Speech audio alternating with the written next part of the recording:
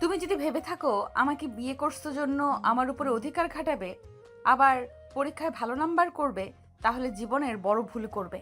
আমি তোমাকে একদম স্বামী হিসেবে মানতে পারছি না। তুমি আমার স্টুডেন্ট হয়ে গেছো, সেখানে তোমাকে আমি স্বামী হিসেবে কিভাবে মেনে নিব? আমাকে কি আপনার বাচ্চা লাগে নাকি? আর আমি অলরেডি ভালো স্টুডেন্ট। আমার কারো সাহায্য লাগে না। আমি নিজের যোগ্যতায় A+ পেয়েছি, বুঝতে পারছেন? আর আপনাকে কে বলছে আমাকে স্বামী হিসেবে মেনে নিতে? সরেন, ঘুমাবো, ঘুমাতে দেন। আয়ান কথাটা বলে নদীর শাড়ির আঁচল সরিয়ে দিয়ে শুয়ে পড়ল। নদী আয়নের দিকে তাকিয়ে ফুঁসতে লাগলো। নদী মুখ ভেঙচি দিয়ে ঘুরে শুয়ে পড়ল। আয়ান নদীর দিকে ঘুরে নদীর পিঠের দিকে তাকিয়ে ভাবতে লাগলো। পোকা নিয়ে এসে পিঠের ভিতরে ছেড়ে দিলে কেমন হবে? খুব দেমাগ দেখাই বেআইন করতি। বেশি ভাব নিলে ভাব ভেঙে দিব। এতদিন আপুর জন্য কিছু বলি নাই, এখন কিছু বললে খবর আছে। ওয়েট, আরামে ঘুমানো বের করছি। আয়ন ইচ্ছে করে নদীকে পিছন থেকে জড়িয়ে ধরল। নদী চমকে উঠল সামনের দিকেই ঘুরতে। আয়ান নদীর বুকে মাথা দিয়ে ঘুমানোর ভান করতে লাগলো। নদী আয়ানকে সরিয়ে দেওয়ার চেষ্টা করতে লাগলো। আয়ান একটু নড়ে আরও শক্ত করে জড়িয়ে ধরল। নদী রেগে বলল, তুমি কি জেগে আছো নাকি? ইচ্ছে করে আমাকে জড়িয়ে ধরছো নাকি? আয়ান, ছাড়ো বলছি। আয়ান কিছু না বলে চুপচাপ ঘুমানোর ভান করতে করতে ঘুমিয়ে গেল। নদী ভাবতে লাগলো। ঘুমিয়ে মনে হয় গেছে। উফ। নদী আয়নকে আর না সরিয়ে দিয়ে ওর হাতের উপরে হাত রেখে ঘুমিয়ে গেল। সকালে আয়নের ঘুম ভাঙলে দেখে নদী ওর বুকে মাথা দিয়ে ঘুমিয়ে আছে। আয়ন ভাবতে লাগলো। কাজটা হইল কি? আমি তো ওনার বুকের উপরে ঘুমিয়ে গেছিলাম, এই আবার আমার উপরে কখন ঘুমালো? আয়ন নদীর কোমরের দিকে চোখ গেলে আয়ন আস্তে আস্তে নদীর কোমরের উপর হাত দিয়ে সুড়সুড়ি দিতে লাগলো। নদী ঘুমের ঘরে চুলকাতে লাগলো। আয়ন মিটিমিটি করে হাসতে লাগলো। আয়ন আবার দিতে যাবে, সাথে নদী বিরক্ত হয়ে উঠে পড়ল। দেখে আয়ন ঘুমিয়ে আছে। আয়নকে জড়িয়ে ধরে শুয়ে আছে। নদী আস্তে আস্তে আয়নের হাত সরিয়ে দিয়ে খাট থেকে উঠে পড়ল। নদী আলমারির কাছে গিয়ে শাড়ি বের করে ওয়াশরুমে চলে গেল। আয়ন এক চোখ খুলে দেখে নদী নাই। আয়ন লাফ দিয়ে উঠে ভাবতে লাগলো। উফ, ওই বেডা বিয়ে করে নিয়ে যাওয়া বাদ দিয়ে গার্লফ্রেন্ড নিয়ে পালাইলো, আর ওর হবু বউ আমার কপালে চলে আসলো। কচু, যদি কোনোদিন সামনে পাই লাথি মারবো পিছনে, বজ্জাত পোলা। আয়ান কথাগুলো ভাবছিল। তখনই ফ্রেশ হয়ে নদী ওয়াশরুম থেকে বের হয়ে দেখে আয়ন কিছু নিয়ে ভাবছে। আয়ানকে দেখে নদী বলে ওঠে। ওই কি ভাবো এত? নদীর কণ্ঠ শুনে আয়ন পিছনে তাকিয়ে বলে। কিছু না। আয়ন কথাটা বলে উঠে আলমারি থেকে শার্ট প্যান্ট বের করে নদীর মাথা থেকে তোয়ালে খুলে নিলে। নদী রাগী লুক নিয়ে তাকিয়ে কিছু বলবে, সাথে সাথে আয়ন ঠোঁটে কিস করে দিয়ে বলে। জামাই কোনো কিছু নিলে রাগ করতে হয় না। তোমাকে তো আমি। কিস করবেন নাকি? নদী থাপ্পড় মারতে যাবে, সাথে সাথে নদীর হাত ধরে আরেক হাত দিয়ে কোমর চেপে ধরে টান দিয়ে কাছে নিয়ে এসে দুহাত পিছনে ধরে বলে।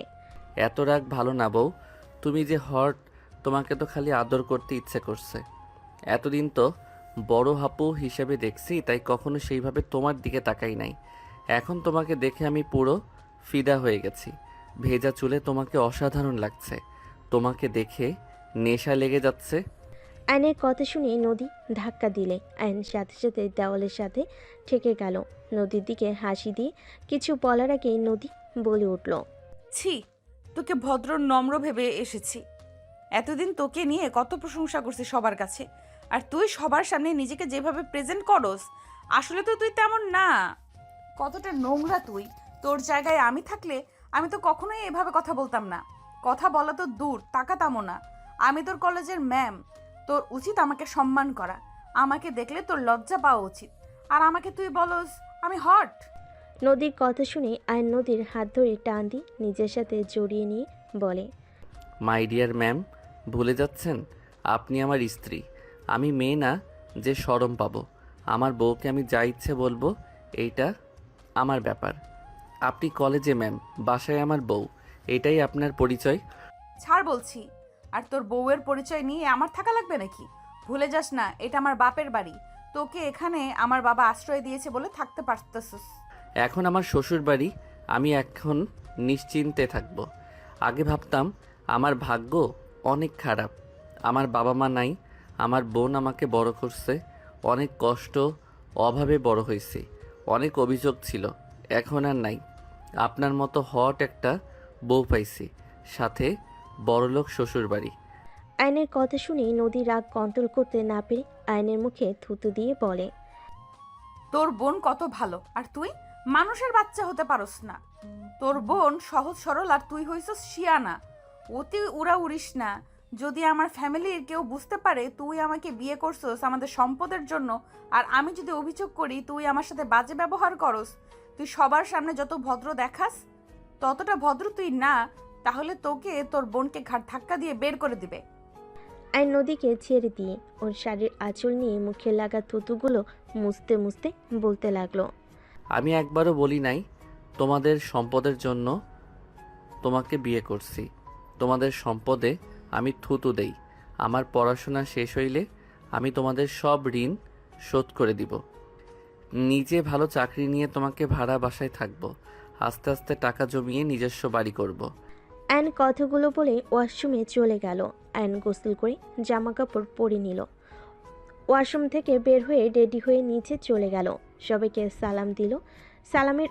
আয়নের সালামের উত্তর নিল সবাই। নদীর ছোট বোন তুলি বলে উঠল, আরে বেয়াই, আপনাকে তো দেখি আজকে বেশি কিউট আর হ্যান্ডসাম লাগছে। তুলির কথা শুনে নদীর ভাবি রূপা বলে ওঠে, আরে লাগবে না আবার, আমার ননদের আদর পেয়ে সুন্দর হয়ে যাচ্ছে। রূপার কথাগুলো শুনে সবাই হাসতে লাগলো। আয়ন লজ্জায় মাথা পিছনে দিয়ে বলতে লাগলো, না মানে, আচ্ছা ভাবি আপু কোথায়? আয়ান, আপু আমি কি আজকে কলেজে যেতে পারবো নাকি কোনো কাজ আছে? আরে ভাই, নতুন বিয়ে করছো, বউকে সময় দাও, কলেজে গিয়ে কি হবে? হ্যাঁ, ভাবি বাজে কথা বলেন না। আমি আয়ানকে কখনোই স্বামী হিসেবে মানব না। আমি সবাইকে বলে রাখলাম, আয়ানকে কোনোদিন স্বামী হিসেবে মানব না। তাই আমার সাথে জড়িয়ে ওর বিষয়ে কোনো কথা কেউ বলবে না। নদীর কথা শুনে নদীর আব্বু আম্মু কিছু বলবে তার আগে নদী বের হয়ে গেল। নদীর আম্মু রেগে বলে, দেখলে তোমার মেয়ের কি দেমাক, ওকে যে আয়ান বিয়ে করেছে তাই কথা না, আর সেখানে কত বড় কথা বললো। আয়ানকে স্বামী হিসাবে কখনোই মেনে নিবে না। আর কেউ কিছু বলবে তার আগেই আয়ন নদীর আম্মুর দু কাঁধে হাত দিয়ে ধরে বলে, উফ আন্টি রাগ করেন না, আপনার মেয়েকে পটানোর দায়িত্ব আমার।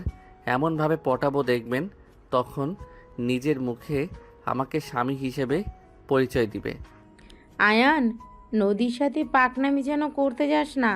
ওর মাথা ঠান্ডা হলে সব ঠিক হয়ে যাবে। তুই ছোট, তোর সাথে বিয়ে দিয়েছি তাই রাগ করেছে। এখানে যে কেউ রাগ করবে। বৌমা, তুমি সবসময় নদীর হয়ে কথা বলবে না তো? তোমাদের দুজনের আদর পেয়ে পেয়ে এত বড় কথা বলার সাহস পেল। আম্মু ক্ষমা করবেন, আমার কথা যদি কষ্ট পান। আম্মু, নদীর জায়গায় যে কেউ থাকলে রাগ করতো। আপনারা হঠাৎ করে আয়ানের সাথে বিয়ে দিলেন, বিষয়টা নদী মেনে নিতে পারছে না, তাইও রেগে আছে। কেন, তোমার ভাই কি ভালো ছেলে না? ওই কি খারাপ ছেলে নাকি যে তোমার ননদ এত বড় কথা বলবে? আম্মু, নদীকে কিছু সময় দেন। আর যত বলুক, স্বামী স্ত্রীর সম্পর্ক পবিত্র থাকতে থাকতে এমনিতেই ভালোবাসা তৈরি হয়ে যাবে। এখন ওই ছোট, আর আয়ানও তো নদীকে বড় আপু বলে ডাকতো। আয়ানকেও নদী তো ছোট ভাইয়ের মতো দেখতো। সেখানে হুট করে স্বামী হয়ে গেলে বিষয়টা লজ্জাজনক ব্যাপার। আমি কিছু বলবো না, তোমরা যা ইচ্ছে করো। নদীর আম্মু রাগ করে চলে যেতে নিবে। আয়ন দৌড়ে নদীর আম্মুর রুমে চলে গেল।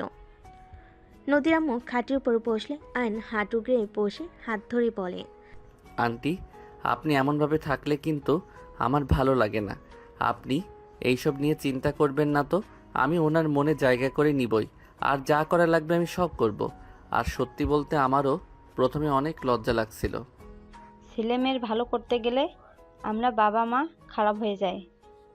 আন্টি এইটা কি বলেন? ভাইয়া আপুরা আর উনিও আপনাদের দুইজনকে অনেক ভালোবাসে। ওনার রাগ হয়েছে তাই এমনভাবে কথা বলছে। আপনি শুধু শুধু রাগ করছেন। দেখেন, আপনি আর আঙ্কেল হুট করে আমাকে বিয়ের কথা বলেন, আমি রাজি হইতে চাই নাই। আপনার মুখের দিকে তাকিয়ে আমি রাজি হয়ে যাই। দুইজনের সময় দরকার। আচ্ছা আন্টি, আমার ফোনটা বাজছে। আয়ন উঠে ফোনটা রিসিভ করে ওর ফ্রেন্ডদের সাথে কথা বলা শেষ করে নদীর আম্মুকে কিছুক্ষণ বুঝিয়ে আয়ন রুম থেকে বের হয়। আগের রুমে গিয়ে ব্যাগ নিয়ে বের হইলে আয়নের দুলাভাই আশিক বলে উঠল, আয়ান, গাড়ি ভাড়া নিয়ে যাও। ভাইয়া ভাড়া আছে, ওনার বিয়েতে তো অনেক টাকা উঠছে, ওইগুলো আছে। ও আচ্ছা, আসো, কলেজে নামিয়ে দিয়ে অফিসে যাব। আপনার আবার লেট হয়ে যাইতে পারে, আপনি যান, আমি গ্যারেজ থেকে সাইকেলটা নিয়ে চলে যাব। আচ্ছা, সাইকেল ঠিক করেছো? জি, ঠিক করা হয়েছে। আয়ান ওর দুলাভাইয়ের সাথে কথা বলা শেষ করে বাসা থেকে বের হয়ে গেল। সামনে গ্যারেজ থেকে সাইকেল নিয়ে সোজা কলেজে চলে গেল। কলেজে ঢুকে সাইকেলের এক সাইডে রেখে হেঁটে যেতে লাগলো। নিচের দিকে তাকিয়ে থেকে রাকিবকে কল করতে করতে যেতে লাগলো। হঠাৎ কারোর সাথে ধাক্কা খেয়ে ফোন পড়ে যেতে নিবে, সাথে সাথে ক্যাচ ধরে ফেলল। সামনের দিকে তাকিয়ে দেখে নদী পড়ে আছে। আইন কিছু বলার আগেই কিছু স্টুডেন্ট দৌড়ে এসেছে। 3টা মেয়ে নদীকে ধরে তুলল, আর কয়েকটা ছেলে আয়নের মুখে ঘুষি মেরে বলে, তোর এত বড় সাহস, আমাদের ম্যামকে ধাক্কা মেরে ফেলে দিয়ে তাকিয়ে থাকোস। আয়নকে আরেকটা মারতে যাবে, সাথে সাথেই নদী বলে, এই ওকে ছাড়ো, ওই বুঝতে পারে নাই আমি তাড়াতাড়ি করে যেতে নিয়ে ধাক্কা লাগছে, যাও তোমরা। নদীর কথা শুনে ছেলেগুলো আয়নকে ছেড়ে দিয়ে চলে গেল। আয়ন ঠোঁটের কাছে হাত দিলে দেখে রক্ত বের হচ্ছে। আয়ন কিছু না বলে রক্ত মুছতে লাগলো। হঠাৎ করে কয়েকজন এসে নদীকে সালাম দিয়ে আয়নকে পিছন থেকে জড়িয়ে ধরে আয়নের ঠোঁটে রক্ত দেখে অবাক হয়ে বলে ওঠে, দোষ, তোর মুখে রক্ত? কিছু না, চলো ক্লাসে। আর কখন থেকে কল দিচ্ছি, ধরস না কেন? আয়নর বন্ধুদের সাথে মিলে ক্লাসে ঢুকে পড়ল। নদীও আয়নের ক্লাসে চলে গেল। নদীকে দেখে সবাই দাঁড়িয়ে সালাম দিল। নদী ক্লাসের ভিতরে এসে সবাইকে নিজের পরিচয় দিয়ে সবার থেকে পরিচয় নিতে লাগলো। আয়নের কাছে গেলে আয়ান দাঁড়িয়ে বলে, আমার নাম আয়ান। নাইস নেম, বসো। নদী ক্লাস শুরু করতে লাগলো। আয়ন নদীকে মুগ্ধ নয়নে তাকিয়ে থেকে দেখতে লাগলো। নদী মাঝে মাঝে আয়নের দিকে তাকালে আয়নের চোখে চোখ পড়তেই নদী চোখ সরিয়ে নিয়ে ক্লাস করতে লাগলো। নদী ক্লাস শেষ হলে চলে গেল। রাকিব বলে ওঠে, আয়নর বন্ধুদের নিয়ে ক্লাস থেকে বের হয়ে মাঠের ভিতরে গিয়ে ফুচকাওয়ালা মামার কাছে গিয়ে ফুচকা অর্ডার দিয়ে সবাই বসে থেকে আড্ডা দিতে লাগলো। সবার সাথে ফুচকা খাওয়া শেষ করে সবাই মিলে ক্লাসে চলে গেল। ম্যাম যেমন দেখতে তেমন পড়ানোর সিস্টেমটাই অসাধারণ। আচ্ছা বাহিরে চলো, তোদের ট্রিট দিব। আর বলিস কি, তুই আমাদের ট্রিট দিবি? হ্যাঁ চল, বেআইনের বিয়েতে টাকা পাইছি, ওইগুলো দিয়ে খাওয়াবো তোদের। বাহ বাহ, চল। 1:30-এ কলেজ ছুটি হইলে আয়নর বন্ধুদের সাথে বের হয়ে গেল। 3টার দিকে বাসায় আসলে আয়নের মুখে কাটা দেখে আতিয়া বলে ওঠে, আয়ান, কি হয়েছে? তোর ঠোঁটের কাছে কাটা কেন? কিছু না আপু। কয়েকটা ছেলের খুশি খেয়েছে ভাবি। নদীর কথা শুনে সবাই অবাক হয়ে বলে, কি আয়ান, কি করছোস যে তোকে ওরা মারলো? তুই কি ক্ষতি করেছিলি ওদের? তোর অনেক সাহস বেড়ে গেছে, তাই না? আপু, আমি কিছু করি নাই।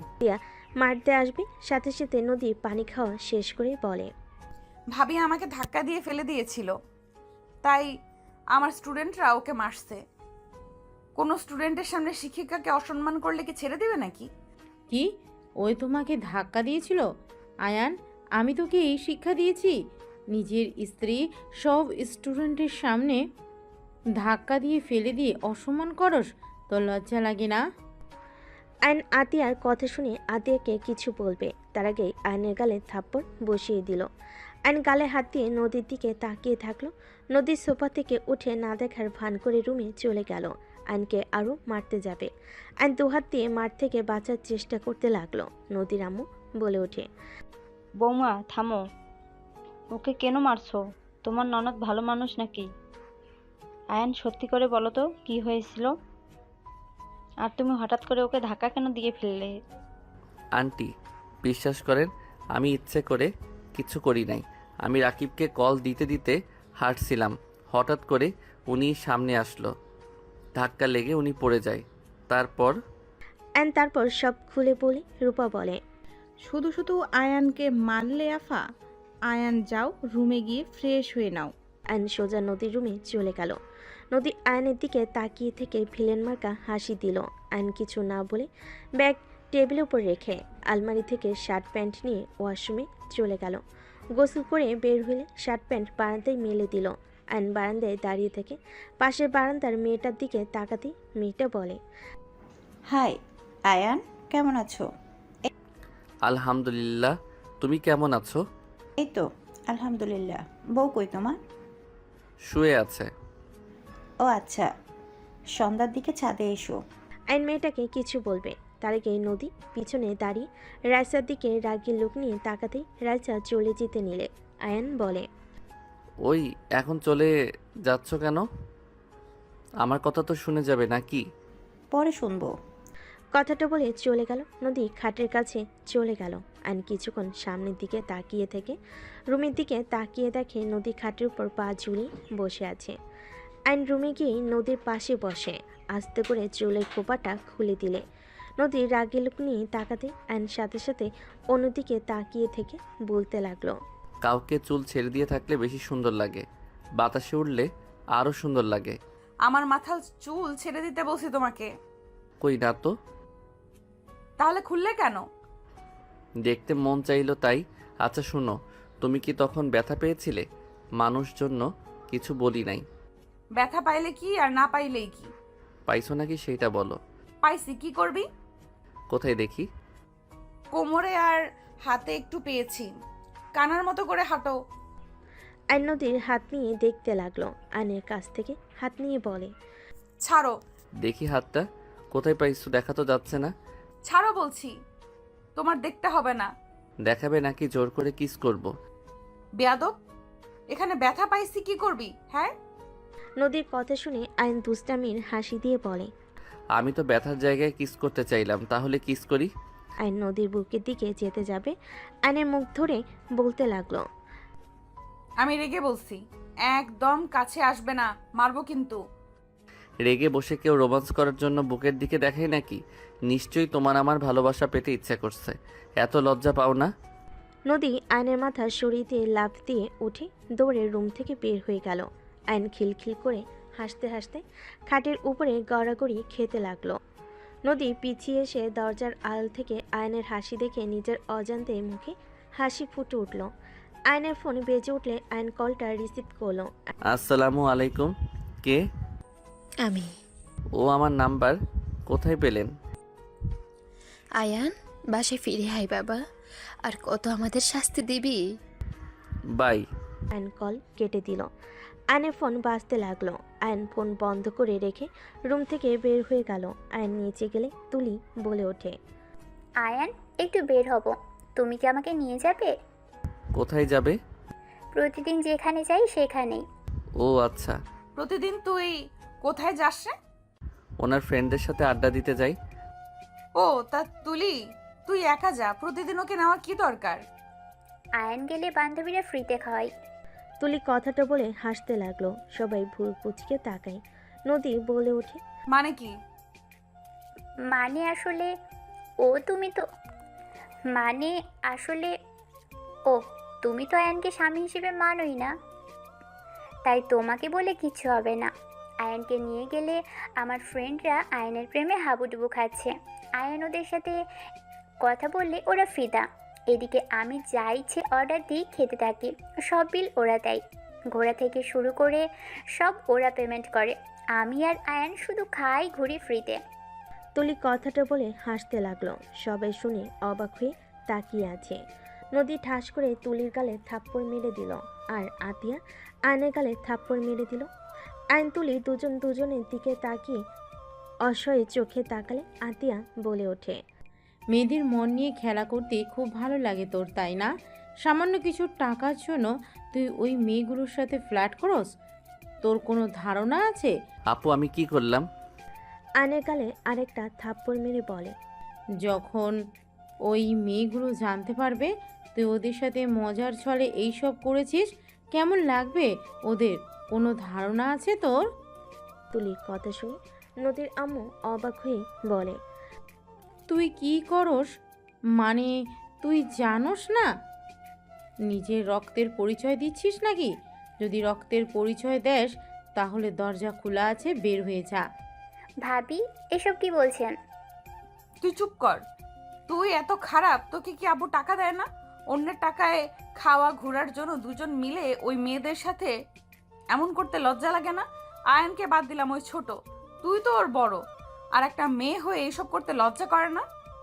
আরে আজব তো, আমি এখানে কি করছি? ওদের আমি বারবার বুঝিয়েছি, দেখ আয়ান ছোট, এসব প্রেম প্রীতি বোঝে না, ওর পিছনে ঘুরে লাভ নেই। ওরা উল্টা আমাকে বলে আমি নাকি আয়ানকে লাভ করি, জন্যই নিয়ে আসি না।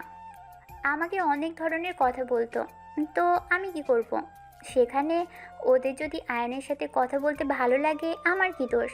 আয়ান তো আর ওদের সাথে খারাপ কথা বলে না। আয়ান কেমন জানি কথা বলে, ওরা মুগ্ধ হয়ে শুনে আর হাসে। ওদের দোষ আমাদের না, ওদের দোষ আমাদের না, আমরা বারবার কইছি তো।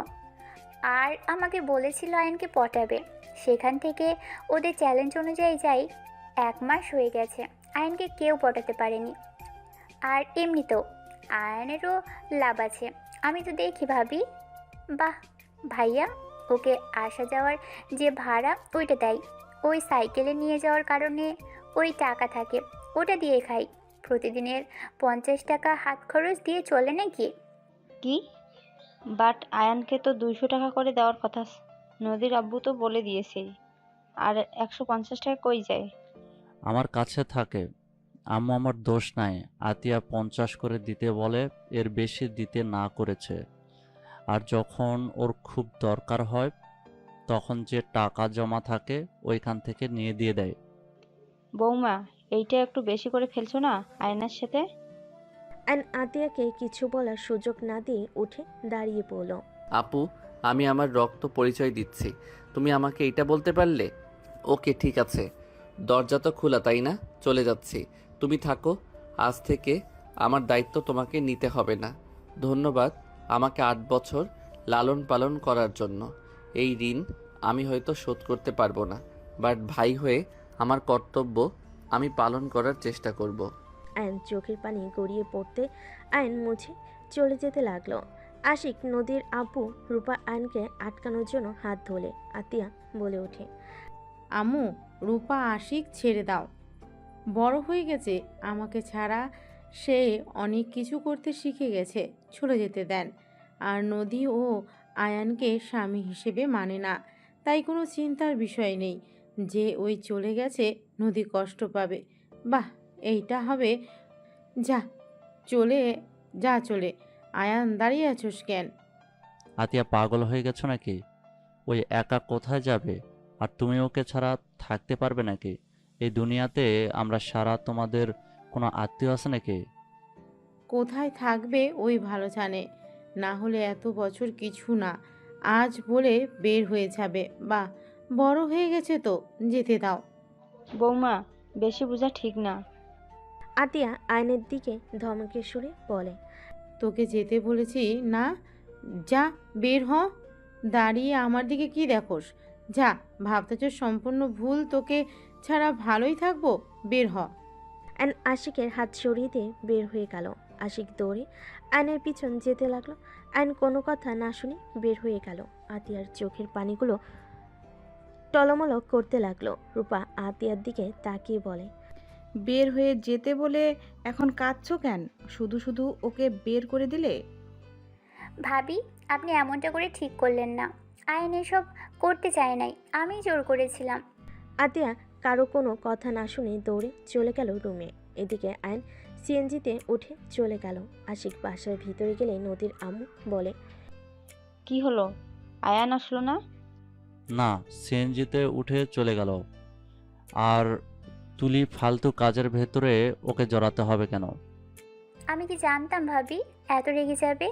আর এখানে এত রেগে যাওয়ার তো কোনো কারণ আমি দেখি না। নদী থাপ্পড় মারলে তুলি চুপ হয়ে গেল। নদী রুমে চলে গেল। তুলি কান্না করতে করতে রুমে চলে গেল। 5 দিন পর। আশিক, আয়ানকে কি খুঁজে পেয়েছো? ওর বন্ধুদের থেকে কোনো খবর পাইছো? 5 দিন পর আতিয়াকে এত উতলা দেখে সবাই অবাক হয়ে তাকালো। আশিক অবাক হয়ে বলল, আয়ানের খবর শুনে কি করবে? ওকে পাইলে কি আর না পাইলে কি? তুমি তো 5 দিন ওর নাম শুনতে চাইলে না। আজ আবার কি হলো যে ওর খোঁজ চাচ্ছ? আশিক, ওই আমার ভাই। আমি রাগ করেছিলাম। আমি রাগের বশে একটা কথা বলে দিয়েছি, তাই বলে ও বাসা থেকে বের হয়ে যাওয়ার কথা বলবে? আমি কি আমার ভাইকে শাসনও করতে পারবো না নাকি? শোনো, আমাদেরও ভাই বোন আছে। আমার আম্মুও কোনোদিন তোমার মতো করে শাসন করে নাই। আমার আম্মু আব্বু কি কম রাগী নাকি? তুমি আয়ানকে যে পরিমাণ শাসনে রাখতে, তারপরও কোনোদিন তোমার মুখের উপরে কিছু বলে নাই। ওকে যেভাবে বলো সেইভাবে চলে। ওই ছোট মানুষ তুলির সাথে মিলে একটু মজা করছে, তাতে তুমি ওকে থাপ্পড় মারলে, বের হয়ে যেতে বললে। আমি বুঝলাম না, আমাদের ফ্যামিলি কোনো সমস্যা নাই আয়ানকে নিয়ে, তুমি এত রাগ শাসন কেন করো? তুমি বুঝবে না, অল্পতে খুশি থাকা ভালো, যেটা আমার ভাইকে আমি শিখিয়েছি। হ্যাঁ, আমি মানছি রাগের বশে আমি ওকে বকা দিয়েছি। ওর বোঝা উচিত ছিল আমি ওর ভালোর জন্য ওকে বকাগুলো দিয়েছি। ওই ছোট আর কত সহ্য করবে? এইটাই শাসন বলে না আতিয়া, পাগলামি বলে। আমার মেয়ে, আমার ছেলে মেয়েকে তুমি এত শাসন করতে পারবে না। ওরা বাসায় আসলে একদম ওদের উপরে এত শাসন চালাতে যাবে না, বলে দিলাম। Ashik, just shut up. Ashik, বৌমার সাথে ঝগড়া করিস না। তুই কি আয়ানের খোঁজ পেয়েছোস? নদী, ওই কি কলেজে আসে না? না, আমি খুঁজেছি, ওকে পাই নাই। ওর ফ্রেন্ডদের জিজ্ঞেস করলে বলে কিছু জানে না, ও সম্পর্কে বেশি ঘাটলে নানা ধরনের প্রশ্ন করবে, তাই আর কিছু বলি নাই। ওর ফ্রেন্ডদের তুমি চেনো নদী? বাট বাসা কই তা জানি না। মনে হয় বস্তির ওইদিকে হবে। ওদের ওইদিকে কয়েকবার যেতে দেখেছি। উফ, কেন যে রাগ দেখাতে গেলাম, ফোনটাও নেয় নাই। আতিয়া কান্না করতে লাগলো। রূপা আতিয়াকে ধরে হঠাৎ করে আতিয়ার কল বেজে উঠল। আয়নের ফোন দেখে কল এসেছে। আতিয়া তাড়াতাড়ি ফোনটা রিসিভ করলো। আসসালামু আলাইকুম, কে? ওয়ালাইকুম আসসালাম আতিয়া। ও আপনি? দেখেন, আয়ানকে আপনারা যদি নিয়ে যেয়ে থাকেন তাহলে আমার ভাইকে ফিরিয়ে দেন। আমার ভাইকে ছাড়া আমি থাকতে পারবো না। আমার ভাইকে ফিরিয়ে দেন। আতিয়া, এসব কি বলছো? আয়ান তোমার কাছে নাই? আপনি এমন অবাক হচ্ছেন, আপনারা ওকে নিয়ে গেছেন। আতিয়া, এসব কি বলো? আয়ানকে আমরা নিয়ে আসি নাই। আমরা তো লন্ডন, আমরা কিভাবে নিয়ে আসবো? আয়ানকে নিয়ে যাওয়ার জন্য এসেছিলাম, আয়ান আসে নাই। তোমার সাথে কথা বলারও সুযোগ দেয় নাই। সত্যি আপনারা ওকে নেন নাই? তুমি নাম্বারটা দেখো। আতিয়া নাম্বারের দিকে তাকিয়ে দেখে বাহিরের দেশের নাম্বার। আতিয়া কান্না করতে করতে বলে, ওকে রাখছি। আয়ান কোথায়? ওর কি হয়েছে? তুমি ঠিক আছো আতিয়া? আয়ানের সাথে কিছু হয়েছে তোমার? আতিয়া, কথা বলো। আতিয়া ফুপিয়ে ফুপিয়ে কান্না করতে করতে বলে, জানি না, আমার উপরে রাগ করে বের হয়ে গেছে। আজ 5 দিন ওর কোনো খোঁজ খবর নেই। আতিয়ার কথা শুনে আয়নের আম্মু থমকে গেল। আয়নের আম্মু বলে, কি বলছো? আমি সেই দিন কথা বললাম, ওই আমার ফোন কেটে দিয়ে ফোন বন্ধ করে দিয়েছিল। ওর বন্ধুদের সাথে যোগাযোগ করো, আমি মানুষ লাগিয়ে দিচ্ছি, তুমি কান্না করো না। আপনার সাহায্য আমার লাগবে না। আমি আমার ভাইকে একা খুঁজে নিয়ে আসব। আর আপনি আমার ভাইকে কেন কল দেন? আপনাকে কতবার বলেছি আমার ভাই আমার সাথে যোগাযোগ রাখার চেষ্টা করবেন না। আতিয়া, কেন এমন করছো? আমাদের কি ক্ষমা করা যায় না? আজ 9 বছর হয়ে গেল তোমরা দুজন আমাদের থেকে দূরে। আমরা তো তোমার বাবা মা, কেন এমন করছো? তোমার আব্বুর ভুলের জন্য শেষ তো শাস্তি পেয়েছে। চুপ করেন, আপনাদের কথা আমি শুনতে চাই না। আমার ভাইকে আমি ফিরিয়ে নিয়ে আসব। আমি আমার ভাইয়ের উপর আপনার হাজবেন্ডের আর আপনার বড় ছেলের ছোঁয়াও পড়তে দিব না। Just hate you. আয়নের আম্মুকে কিছু বলতে না দিয়ে কল কেটে দিয়ে রাগে বসে ফোন আচার দিয়ে ভেঙে ফেললো। আতিয়ার এমন রাগ দেখে সবাই চমকে গেল। আতিয়া ওর ফোন বের করে একজনকে কল দিয়ে বলল, আসসালামু আলাইকুম, আমি আতিয়া। ওয়ালাইকুম আসসালাম। চাচ্চু, তুমি কোথায়? আমি যেখানে থাকার সেখানে আছি। আপনি আমাকে সাহায্য করতে পারবেন? কি হয়েছে চাচ্চু, কান্না করছো কেন? আমি আয়ানের পিক আপনাকে দিচ্ছি। 2 ঘন্টার ভিতরে ওকে খুঁজে বের করে দিবেন। কি হয়েছে আয়নের? আমার সাথে ঝামেলা হয়েছিল, রাগ করে চলে গেছে। 5 দিন ধরে ওর কোনো খোঁজ পাচ্ছি না। আমার যতটা ধারণা ও এই এলাকায় আছে, ওর কাছে বেশি টাকা নাই যে বাইরে যাবে। ঠিক আছে, কান্না করো না, আমি দেখছি। আতিয়া কথাগুলো বলে ফোন কেটে দিল। আয়নের পিক পাঠিয়ে দিল। আতিয়া নিচ থেকে সিম ভেঙে ফেলল। আশিক বলে ওঠে, কাকে বললে যে 2 ঘন্টার ভেতর আয়ানকে বের করে দেবে? এইটা কিভাবে সম্ভব? আমরা 5 দিন ধরে খুঁজে যাচ্ছি, পাচ্ছি না। আর আয়ানের ফোনের সিম ভেঙে কেন ফেললে? এই সিম ফোনের কোনো দরকার নেই, আর যাকে বলেছি তার উপরে আমার বিশ্বাস আছে। আতিয়ার ফোন বেজে উঠলে আতিয়া কল রিসিভ করতেই আয়ান বলে ওঠে, আপু, ওরা আমাকে ধরে নিয়ে এসেছে। আপু আমাকে যেতে দিচ্ছে না। তুই বল আপু, বাসায় যেতে বলেছে। আয়ন কিছু বলার আগেই চাচ্চু ফোন রিসিভ করে বলে, আতিয়া, আয়ান আজকে আমাদের কাছে থাক। তোমার আম্মুরা কাজিনরা ওকে যেতে দিবে না। আয়নকে আসতে দেন, ওই পরে গিয়ে ঘুরে আসবে। তুমি এখানে আছো? ভাই, আতিয়া কল কেটে দিল। আয়নের ফোনগুলো সিম সব টুকরো টুকরো তুলে ডাস্টবিনে ফেলে দিয়ে রান্নাঘরে চলে গেল। নদীর আম্মু আশিককে বলল, বৌমা আমাদের থেকে মনে হয় কিছু লুকাচ্ছে। ওর কথা বলার ধরন চেঞ্জ হয়ে গেছে। 2 ঘন্টার ভিতরে একটা মানুষকে কিভাবে খুঁজে বের করবে? আমিও বুঝতে পারছি না, এমন সরল নরম কণ্ঠে মানুষ কিভাবে এভাবে কথা বলতে পারে। রাগের চটে ফোন ভেঙে ফেললো। সবাই টুকটাক কথা বলতে লাগলো। 3 ঘন্টা পর কলিং বেল বাজার শব্দ হলো। কাজের লোক দরজা খুলতে চলে গেল। আইন ভিতরে ঢুকলো। সবাই অবাক হয়ে গেল। আতিয়ার সামনে কাপা কাপা কণ্ঠে বলল, আই এম সরি। লাস্টে 37 কার নাম্বার? আয়ান থমকে গেল। আয়ন ভয় ঢোক গিলে বলে, না মানে।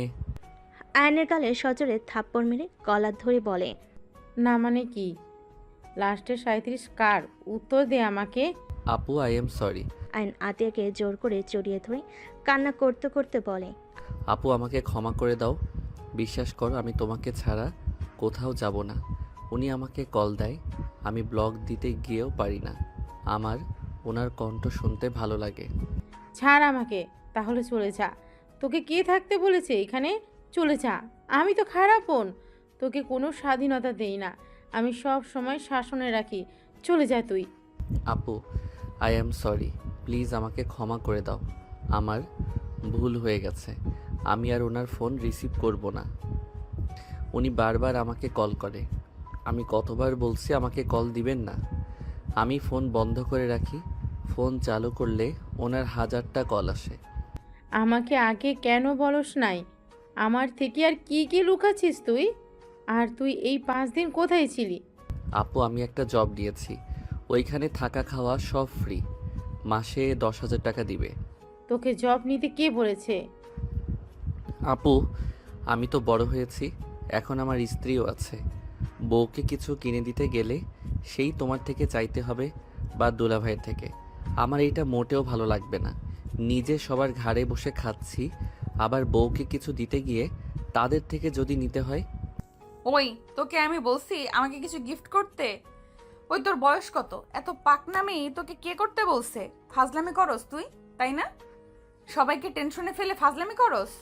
আতিয়াকে আয়ন ছেড়ে দিয়ে নদীর দিকে তাকালে আয়ন বলে, আই এম সরি। আমাকে প্লিজ সবাই ক্ষমা করে দেন। আমি কাউকে চিন্তায় ফেলতে চাই নাই। আপু আমাকে সেই দিন এমন কিছু বলছিল, আমি বিষয়টা মেনে নিতে পারছিলাম না। এই, কি এমন বলছে তোকে? তোর বোন তো তোকে মাঝে মাঝে রেগে বাড়ি থেকে বের হয়ে যেতে পারে। সেখানে এতদিন যাস নাই, সেদিন কেন গেলি? বের হওয়ার ব্যাপারে আমার খারাপ লাগে নাই। আমার খারাপ লাগছে আপু আমাকে রক্তের পরিচয় দেওয়ার কথা শুনে। আমি কি এমন করছিলাম? আমি তো জাস্ট ওই মেয়েদের সাথে কথা বলতাম মজা করে। এর থেকে তো আমি কোনো বাজে কথা ভিতরে বা তাদের দিকে বাজেভাবে তাকাইও নাই। রুমে যা। আমার রাগ আরও বাড়ছে কিন্তু তোর উপরে। যাচ্ছি। আর একটা কথা বলার আছে। কি কথা? আপু, সাথী মেয়েটা আমার পিছনে লাগছে। সাথীকে? যে আমাকে ধরে নিয়ে গেছিল, ওনার ছোট মেয়ে, আমাদের পাশে কলেজে নাকি পড়ে। ও, তুই এড়িয়ে যাবি? আর তুই বিয়ে করছিস এটা কাউকে জানানোর দরকার নেই। আপু, না জানালে ওরা বিয়ে কথা বলছে। আমার পড়াশোনা শেষ হইলে অনুষ্ঠান করবে। আর ইন্টার পরীক্ষা দেওয়ার পরে আমাদের নাকি বিয়ে পড়িয়ে রাখবে। আমি কথা বলে নিব, তুই যা রুমে। কে বিয়ে পড়াবে? আসলে তোমাদের বড় ভাই বোনের মাঝে চলছেটা কি? তোমাকে কে কিডন্যাপ করেছিল? আমু, কিডন্যাপ না, আমি যাকে বলেছিলাম সেই ওকে খুঁজে নিয়ে গেছিল। ও, আরেকটা কথা আপু, রূপা মেয়েটা নাকি ভাবি হয়। আঙ্কেলের কোম্পানির শেয়ারে যে মেয়েটা আছে উনি। কি? হুম। সব ঝামেলা একসাথে আসা লাগবে? রূপা ম্যাম তোমার ভাবি হয় মানে? কি বলো এসব? ওনার সাথে তোমাদের সম্পর্ক হওয়ার তো দূর, ওনাদের তো অনেক বড় বিজনেস আছে, ওনার শ্বশুর শাশুড়ি সব লন্ডন থাকে, উনি বছরের একবার আসে, ওনাদের সাথে তোমাদের সম্পর্ক থাকার কোনো ভাবে সম্ভব না। ওর কথা রাখো তো, ও তো বড় মাপের মানুষদের সাথে আমাদের কি সম্পর্ক হবে? সাথী ওর বড় বোন রূপা, রূপার আব্বুকে আমি চিনি, উনি তো ভালো মানুষ, গরিবদের সাহায্য করে, সেখান থেকে পরিচয়। ও তাই বলো? আয়ন চলে গেল। আতিয়া নিজের রুমে চলে গেল। তুলি বলে ওঠে, দেখছো, সাথী আমাদের সাথে পড়ে, আমাদের ক্লাসে টপার, সেও ওর পিছনে লেগেছে। শুধু আপু আয়নের মর্ম বুঝলো না। Just shut up. নদী ধমক দিয়ে চলে গেল। আয়ন গোসল করে পোশাক পরে খাটের পর বসতেই নদী বলে ওঠে, বড়লোক বউ পেয়ে যাচ্ছিস, তোর তো মনে হয় খুশিতে আজ ঘুম হবে না। বাজে কথা বলো না। চকলেট খাবে? তোর চকলেট তুই খা। আমার শার্ট দিয়ে নাক পরিষ্কার করছিলেন নাকি? একটা শার্টের অবস্থা খারাপ। হো, ঠান্ডা লাগছে দেখে তো মনে হয় না। কান্না করছেন নাকি? হি হি। আমার বউ আমাকে একটু হইলেও ভালোবাসে। চুপ কর, কে তোকে ভালোবাসে? হ্যাঁ, আয়নের সামনেই আঙ্গুল তুলে কথাগুলো বলতেই আয়ন সাথে সাথে নদীর হাত ধরে টান দিয়ে কোলে বসিয়ে দিয়ে পিছন থেকে জড়িয়ে ধরে ঘাট থেকে চুল সরিয়ে কিস করলে নদী কেঁপে উঠল। নদী নিজেকে ছাড়ানোর চেষ্টা করতে লাগলো। আয়ন নদীর পেটে হাত দিয়ে নিজের সাথে চেপে ধরে বলল, ভালোবাসো মুখে বললে কি সমস্যা? হ্যাঁ, আমি তোকে ভালোবাসি না, ছাড় বলছি। আয়ন নদীকে টান দিয়ে খাটের উপর ফেলে দিয়ে দুই হাত খাটের সাথে চেপে ধরে মুখের কাছে নিয়ে যেতে নিলে নদী নিজেকে ছাড়ানোর চেষ্টা করতে লাগলো। আয়নের নিঃশ্বাস যত মুখের উপর পড়তেছে নদী কেঁপে উঠতে লাগলো। আয়ন ঠোঁটের কাছে গেলে নদীর ঠোঁট জোড়া কাঁপতে লাগলো। আয়ন ঠোঁট জোড়া নিজের দখলে নিয়ে নিল। নদীর চোখ বন্ধ করে ফেল। আয়ন নদীর ঠোঁট জোড়া নিজের দখলে নিয়ে নিল। নদীর নিঃশ্বাস ঘন হতে লাগলো। আয়ন আস্তে আস্তে নদীর শাড়ির আঁচলে হাত দিয়ে সরিয়ে দিতেই হঠাৎ করেই নদীর ফোন বেজে উঠল। নদী ধাক্কা দিয়ে সরিয়ে দিয়ে শাড়ির আঁচল ঠিক করে ফোন হাতে নিয়ে বারান্দায় চলে গেল। আয়ন ভুরু কুচকে তাকিয়ে বিড়বিড় করে বলতে লাগলো, শালা কল দেওয়ার সময় পেল না। আয়ন কথাটা বলে উঠে পড়তে বসলো। আয়ন পড়াশোনায় মনোযোগ দিতে লাগলো। নদী কথা বলা শেষ করে পিছনে ঘুরে আয়নের দিকে তাকিয়ে থেকে বারান্দা থেকে বের হয়ে ল্যাপটপ নিয়ে খাটে বসলো। আয়নের ফোনের কথা মনে পড়তেই আয়ন পিছনের দিকে ঘুরে তাকিয়ে বলল, বউ, আপু কি আমার ফোনটা নিয়ে নিয়েছে? ভেঙে ফেলছে, ফোন সিম দুইটাই। নদীর কথা শুনে আয়নের মন খারাপ হয়ে গেল। আয়ন আর কিছু না বলে চুপচাপ পড়তে বসলো। নদী আয়নকে দেখে বলল, এই সত্যি করে বলো তো, তোমরা ভাই বোন আমাদের থেকে কি কিছু লুকাচ্ছ নাকি? কি লুকাবো? আমার মনে হয় কিছু লুকাচ্ছ। লুকাচ্ছি। আপনাকে লাভ করি, আপনি বোঝেন না। ফালতু। নদী আর কিছু না বলে কাজ করতে লাগলো। আয়ন পরে মনোযোগ দিতে লাগলো। রাতে সবাই খেতে গেল। আয়ন খাবার খেতেই নদীর পাশে বসলো। আতিয়া সবাইকে খাবার দিতে লাগলো। আয়নকে খাবার দিলে আয়ন নিচের দিকে মাথা দিয়ে চুপচাপ খেতে লাগলো। হঠাৎ করে আতিয়ার দিকে তাকালে আতিয়া বলে ওঠে, কিছু বলবি নাকি? না। তাহলে বারবার তাকাচ্ছিস কেন? আয়ন কিছু না বলে খেতে লাগলো। আয়ন আতিয়ার দিকে তাকিয়ে বলে, আপু আমার খেতে ইচ্ছা করছে না। কেন, কি হয়েছে? কিছু না, আমি খাবো না, গলা দিয়ে ভাত নামছে না। আয়নের কণ্ঠটা কান্নামাখা হইলে আতিয়া বলে ওঠে, আর 1 মাস আছে কুরবানি ঈদের, তখন আমি তোকে ছেড়ে দিব। এই 1 মাস এখানে থাক। আর নদী তোকে যেহেতু পছন্দ করে না, নদী তুমি আয়ানকে ডিভোর্স দিয়ে দিও, ও এখান থেকে একেবারে জন্য চলে যাবে। আতিয়ার কথা শুনে নদীর বুকটা কেঁপে উঠল। আয়নের দিকে তাকালো। নদীর আম্মু বলে, এইসব কি বলো? ডিভোর্স দিব মানে? আর আয়ানে বা কোথায় যাবে?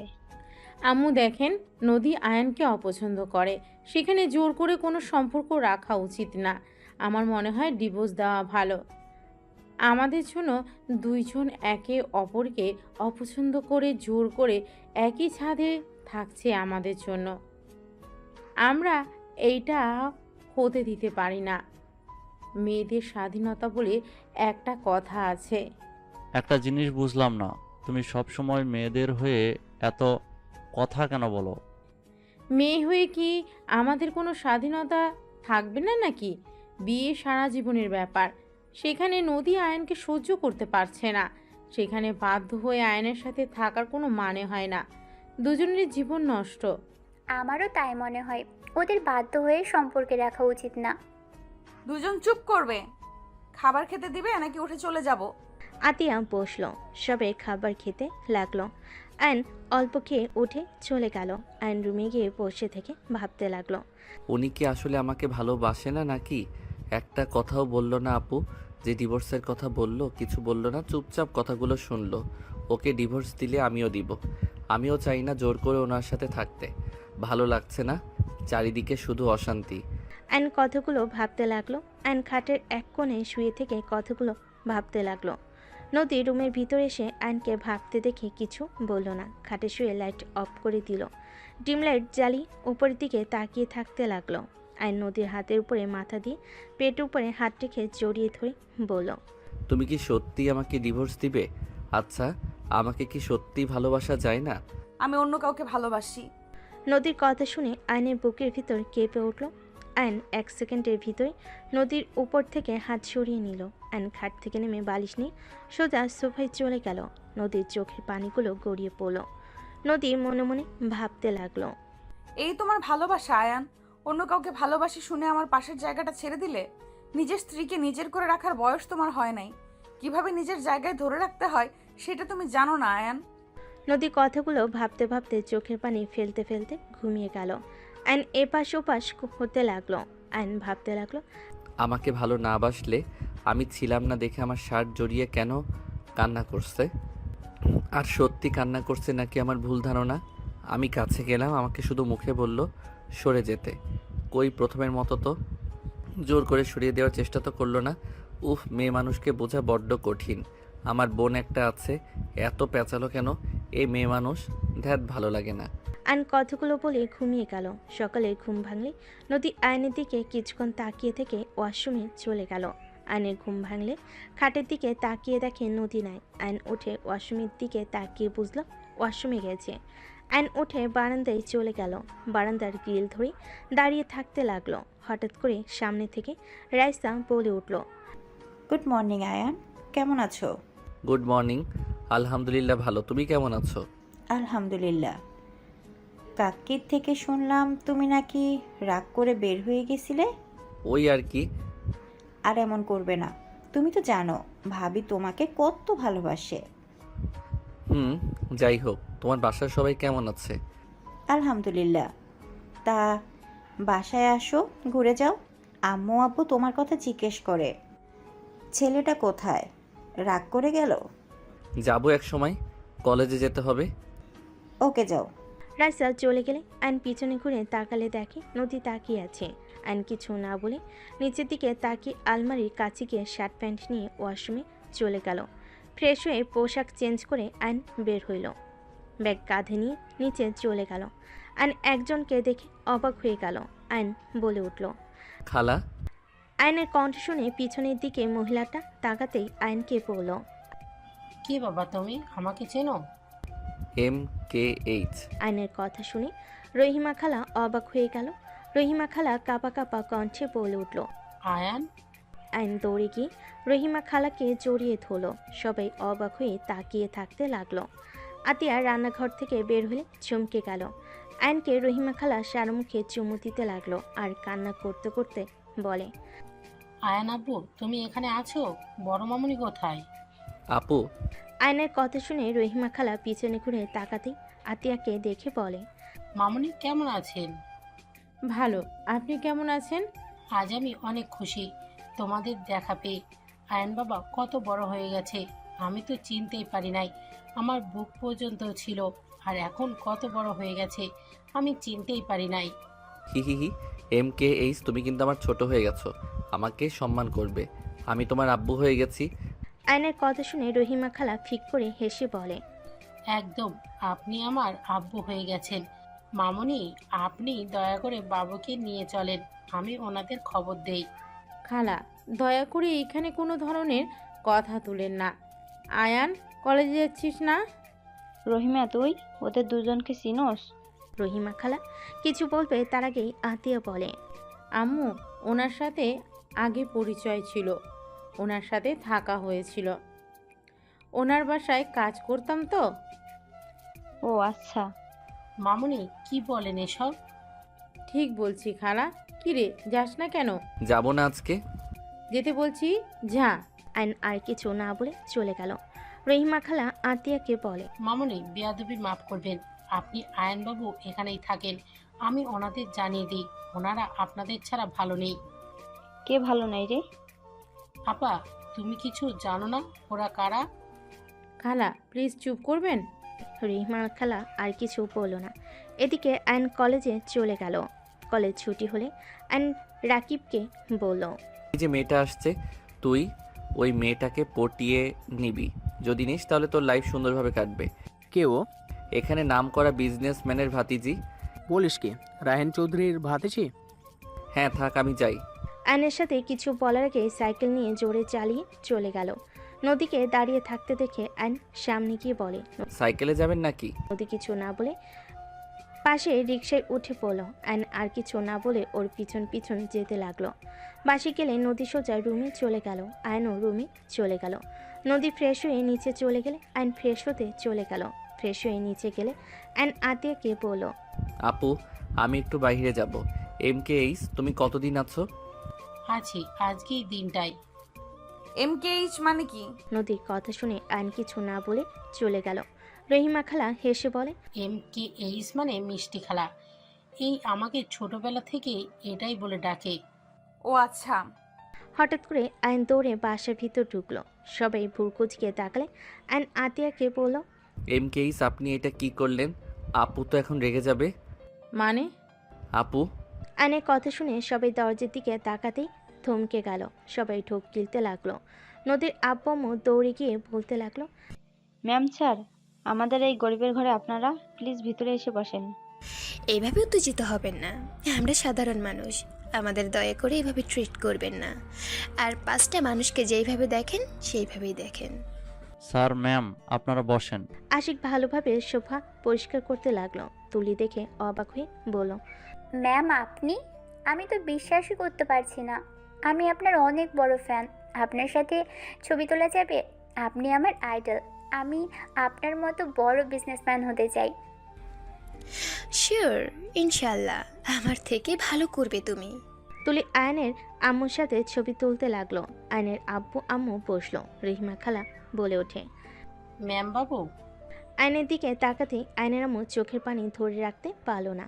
আয়নের দিকে উঠে যেতে আতিয়া আয়নকে টান দিয়ে নিজের কাছে দাঁড় করিয়ে বলে, আয়ান যেখানে যাচ্ছিলি সেইখানে যা। মামুনি, বাবুকে কেন সরিয়ে দিতে চাইছেন? খালা, আপনি কাজটা মোটেও ঠিক করেন নাই। আর খালা, টাকার কাছে বিক্রি হয়ে গেলেন। মামুনি। প্লিজ আমাকে মামুনি বলবেন না। বৌমা, আমার বোনের সাথে এরকম ব্যবহার করছো? যাও ওনাদের জন্য শরবত বানিয়ে নিয়ে আসো, গরমের সময়। আতিয়া চলে গেল আয়নের আব্বু আম্মুর জন্য শরবত বানিয়ে নিয়ে আসতে। খালা এগিয়ে গেলে আতিয়া হাত সরিয়ে দিয়ে বলে, মা হয়ে টাকার কাছে বিক্রি হয়ে গেছেন। আপনাকে দেখে আমার ঘৃণা হচ্ছে। আমার একটা মেয়ে মারা গেছে, এখনো আমার আরো সন্তানেরা আছে, তাদের ভবিষ্যৎটাকে নষ্ট করে দিতে পারি না। আতিয়ার আগে কিছু না বলে শরবত বানিয়ে বের হইল। রহিমা খালা আতিয়ার পিছন পিছন যেতে লাগলো। আতিয়া দুজনকে শরবত দিয়ে বলল, শরবত খেয়ে তিনজন বের হয়ে যান। আতিয়া, কি বলো? তোমার কোনো ধারণা আছে কাদের সামনে কথা বলছো? ম্যাম স্যার, দয়া করে কিছু মনে করবেন না। আতিয়া, বেশি করে ফেলছো কিন্তু। সমস্যা নাই, আপনারা ওনাকে কিছু বলবেন না। ম্যাম, কত ভালো। ওনাদের এত সম্মান করার কি আছে? আমরা মানুষ, ওনারাও মানুষ, মাথায় তোলার কোনো মানে হয় না।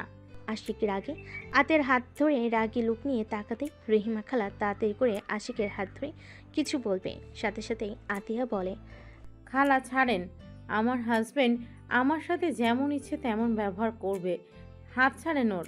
আর আপনার ম্যাম স্যার নিয়ে এখান থেকে যান। উনি তোমার হাজব্যান্ড? জি মিসেস রাহেলা চৌধুরী, উনি আমার হাজবেন্ড, আর ওনারা আমার শ্বশুর শাশুড়ি, আর ওই দুটা আমার ননদ। এইটাই আমার দেবরের বউ রূপা। তাই আমি চাচ্ছি না আপনারা দুইজন আমার শ্বশুর বাড়িতে বসে থাকেন। আয়নের আব্বু বলে ওঠে, আতিয়া প্লিজ আমাকে ক্ষমা করে দাও, প্লিজ তোমরা আমাদের সাথে চলো। আতিয়া রেগে বলে, অসম্ভব, আপনাদের সাথে আমরা কেন যাব? আপনারা চলে যান, আমাদের দয়া করে বিরক্ত করবেন না। আমরা আলহামদুলিল্লাহ অনেক সুখে আছি, প্লিজ চলে যান। আতিয়া, আর কত শাস্তি দিবে আমাদের? রহিমা তো আমাদের ক্ষমা করে দিয়েছে, সেখানে তুমি কেন আমাদের ক্ষমা করতে পারছো না? টাকা দিয়ে সব কিনতে পারবেন, আমাদের ভাই বোনকে টাকা দিয়ে কিনতে পারবেন না, বুঝতে পারছেন? আয়নের আব্বু বলে ওঠে, দেখো তোমার শ্বশুরের কোম্পানি লসের দিকে যাচ্ছে, তুমি আর আয়ান যদি আমাদের ক্ষমা করে আমাদের সাথে আসো, তাহলে আমি আশিকের কোম্পানির বড় করার সব কিছু দিয়ে দেব। দরকার হলে তোমাদের কলেজের ওইখানে যে কোম্পানি, ওটাই আশিককে দিয়ে দেব। আয়নের আব্বুর কথা শুনে আতিয়ার আগে সামনে থাকা ফুলদানি এক আছাড়ে ভেঙে ফেল আর রাগে চিল্লায়ে বলে ওঠে, আপনি আমার স্বামীকে লোভ দেখান, আপনার কোম্পানি আপনার কাছে রাখেন। দয়া করে এখান থেকে তিনজন যান। আপনারা যদি বেশি বুঝেন, আমি আয়ানকে নিয়ে এখান থেকে চলে যাব। আপু, এই চুপ, তুই এখানে একটা কথা বলবি না। আপু আফিয়া আরুষ এসেছে, শান্ত হও। আতিয়া আফিয়া আরুষকে দেখে চুপ হয়ে গেল। দুজন দৌড়ে এসে নদীকে জড়িয়ে ধরল। আফিয়া বলে, ফুপ্পি, তোমরা দুইজন এখানে কার সাথে আসলে? আঙ্কেল আমাদের রেখে গেছে। মামা, তোমাকে কল দিলাম, ফোন বন্ধ কেন? ফোন সিম ভেঙে ফেলছে তোমার আম্মু। আসসালামু আলাইকুম। আপনাদের তো আমি ম্যাগাজিনে দেখেছিলাম আপনারা আমাদের বাসায়। ওয়ালাইকুম আসসালাম। আয়নের আম্মু আফিয়া আরুষকে জড়িয়ে ধরে সারা মুখে চুমু দিতে লাগলো। দুজন অবাক হয়ে তাকিয়ে থাকতে লাগলো। আফিয়া বলে ওঠে, আপনারা এত বড় মানুষ হয়ে আমাদের আদর করছেন। আমি তোমার নানি হই, আর ওইটা তোমার নানু ভাই হয়। সবাই অবাক হয়ে গেল। আফিয়া আরুষ অবাক হয়ে তাকিয়ে আছে। আফিয়া বলে ওঠে, কি বলেন? আমাদের তো নানা নানি নাই, আম্মু আর মামা আছে। আমার কথা বিশ্বাস না হলে তোমার মামা আর আম্মুকে জিজ্ঞেস করো। আফিয়া আতিয়ার আয়নের দিকে তাকিয়ে বলল, আম্মু, ওনারা কি আমার নানা নানি? হ্যাঁ। আতিয়া কথা শুনে সবাই অবাক হয়ে গেল। নদীর আম্মু বলে ওঠে, কি ওনারা তোমার বাবা মা মানে? তুমি তো বলছো তোমরা এতিম। আমাদের থেকে নিজের পরিচয় কেন লুকিয়েছ? এত বড় বাড়ির ছেলে মেয়ে হয়ে ওই বস্তিতে কি করছিলে? এইসব মানে কি? আমাদের এভাবে ধোকা কেন দিয়েছ? আশিক, তুমি আমাকে ভুল বুঝছো। আমি তোমাদের ধোকা দিতে চাই নাই। আমি ওনাদের পরিচয়ে বাঁচতে চাই না। আমরা ভাই বোন ওনাদের পরিচয় নিয়ে থাকতে চাই না। দয়া করে তোমরা আমাকে ভুল বুঝো না। আমি ওনাদের ঘৃণা করি। আমি চাই নাই আমার ছোট ভাই আমার বাবা বড় ভাইদের মতো হোক, আর টাকা কারণে অভদ্র তৈরি হোক। মানুষকে মানুষ মনে করবে না, টাকার গরমে সব কিনে নেওয়ার চেষ্টা করবে, অন্যায় করে টাকা দিয়ে মুখ বন্ধ রাখবে। এমন যেন না হয়। সেই জন্য আমি আমার ভাইকে নিয়ে দেশে এসেছি। আমার ভাইকে আমি আমার মনের মতো করে বড় করতে পেরেছি, এটাই আমার সফলতা। ওইখানে যদি রাখতাম, আমার ভাই একটা অমানুষ হতো, আর ওই বাড়িতে আমার দম বন্ধ হয়ে আসতো। অনেক কিছু চাইলে বলা যায় না আশিক, শুধু এইটা মাথায় রেখো, এমন কিছু আছে যার জন্য আমার বাবা মা ভাইকে আমি ঘৃণা করি। কেন ঘৃণা করো? রাজপ্রাসাদ রেখে বস্তিতে থাকতে কি এমন করেছো যে তোমরা ওইখান থেকে চলে এসেছো? আর আয়ানকে এত শাসনে কেন রাখতে? আয়ানকে সবসময় অভাবের ভেতরে রাখার কেন চেষ্টা করতে? কিন্তু তুমি তো আমাকে বলতে পারতে, আমার ফ্যামিলিকে না বললে। বাট তুমি তো আমার সাথে কোনো কিছু শেয়ার করো না। এই তোমার ভালোবাসা 7 বছর ধরে আমার সাথে আসো, কিন্তু একবারও বললেন না আমাকে। বের হয়ে যাও এখান থেকে। তুমি আমাদের সবাইকে ধোঁকা দিয়েছো। ধোঁকাবাজ মেয়েকে আমি আমার বউ হিসেবে দেখতে চাই না। এখনই বের হয়ে যাও। আশিক, চুপ, একদম আমার নাম ধরে ডাকবে না। ভাইয়া, তুমি কথা বলো না। তুমি নিজেও কাউকে কিছু জানাও নাই। তুমি ছোট হয়ে সব কিছু লুকিয়ে গেছো। আপনারা আপুর সংসার ভাঙতে ভালো লাগছে নাকি? আপনারা কেন আমাদের ভিতরে আসেন? আশিক বাবা, আমার মেয়েকে ভুল বোঝো না। চুপ করেন। আমাদের স্বামী স্ত্রীর মাঝে আপনি কথা বলবেন না। আমার সন্তানদের রেখে তোমাকে যেতে হবে। আশিক, চুপ করো। বৌমা কোথাও যাবে না। সবার সমস্যা থাকতে পারে, কোনো তো কারণ আছে। না হলে কেউ এত বড় জীবন যাপন রেখে সবার থেকে লুকিয়ে থাকে? আমি তো ওর স্বামী। কাউকে কিছু না বললে আমাকে তো বলতে পারতো নাকি? ওই আমাকে কিছু বলে নাই। আমি ওকে গরিব ভালো ভদ্র মেয়ে টিউটর হিসেবে বিয়ে করেছিলাম। আর ওই কিনা আমাদের মিথ্যা পরিচয় দিয়েছিল, মিথ্যা কথা বলে গেছে এতদিন। আতিয়া আশিকের পা জড়িয়ে ধরলে। আয়নের আপু কিছু বলতে যাবে, সাথে সাথে আয়নের আম্মু হাত ধরে থামিয়ে দিল। আতিয়া আশিকের পা জড়িয়ে ধরে কান্না করতে করতে বলে, আশিক প্লিজ, আমাকে ক্ষমা করে দাও। আমি মানছি আমার তোমাকে বলা উচিত ছিল, কিন্তু আমি তোমাকে বললে তুমি আমাকে বারবার জেরা করতে, কেন বের হয়ে এসেছি নানা ধরনের প্রশ্ন করতে, যেটা আমি তোমাকে বলতে চাই না। দেখো, সবার পার্সোনাল ব্যাপার থাকে যা সবাইকে বলা যায় না। প্লিজ আশিক, আমাকে ক্ষমা করে দাও। আর আমি সত্যিটা বললে তোমরা সবাই আমাকে ঘৃণা করবে। কি এমন কথা যে সবাই তোমাকে ঘৃণা করবে? আশিক, মামুনি অনেক ভালো। মামুনিকে তুই ভুল বুঝিস না। সব কিছু বলা যায় না। কাউকে বলা না গেলে আমাকে তো বলা যায়, তাই না? আতিয়া, পা ছাড়ো, বিরক্ত লাগছে। আর শোনো, তোমার বাবা মায়ের সাথে দুজন চলে যাও। আমি যাব না। আমি ওনাদের সাথে যেতে চাই না। আমি যদি চাই আমাদের আর কখনো বাংলাদেশে আসতে দেবে না। ওনাদের মান সম্মানে লাগবে এই বাড়ির বউ বলে। ভাইয়া প্লিজ আমাদের ক্ষমা করে দেন। আয়ন আশিকের সামনে গিয়ে ক্ষমা চাইলে আশিক কিছু না বলে আতিয়াকে সরিয়ে দিয়ে রুমে চলে গেল। আতিয়া আশিকের পিছন পিছন যেতে লাগলো। আয়ন রেগে বলতে লাগলো, এখানে আসতে কে বলেছিল আপনাদের? আপনারা কি ভাবছেন আপনারা এখানে আসবেন আর আপু আমি আপনাদের সাথে চলে যাব? আয়ান, বিশ্বাস কর বাবা, আমরা বুঝতে পারিনি এমন কিছু হবে। আমরা তো তোর হারিয়ে যাওয়ার খবর শুনে গতকাল দেশে এসেছি। 1টার দিকেই রহিমা আমাদের কল দিয়ে বলল, তাই আমরা এখানে এসেছি তোদের বুঝিয়ে নিয়ে যাওয়ার জন্য। আমরা বুঝতে পারিনি এমন কিছু হবে। ভালো করছেন ভাইয়া, যদি বের করে দেয় আপনাদের খবর আছে। আপনারা এখান থেকে দয়া করে চলে যান। আয়ন হাত জোর করে বলে আয়নের আম্মু কান্না করতে করতে চলে গেল। আয়নের আব্বু বলে ওঠে, ভুল আমাদের ছিল। তোমার আম্মুকে কেন তোমরা কষ্ট দিচ্ছ? আয়ন কিছু না শুনে অন্যদিকে ঘুরে দাঁড়ালে আয়নের আব্বু চলে গেল। রহিমা খালাও চলে গেল। নদীর আম্মু বলে ওঠে, আমি জানি না তোমাদের মাঝে কি হয়েছে, কিন্তু তোমরা কাজটা ঠিক করলে না।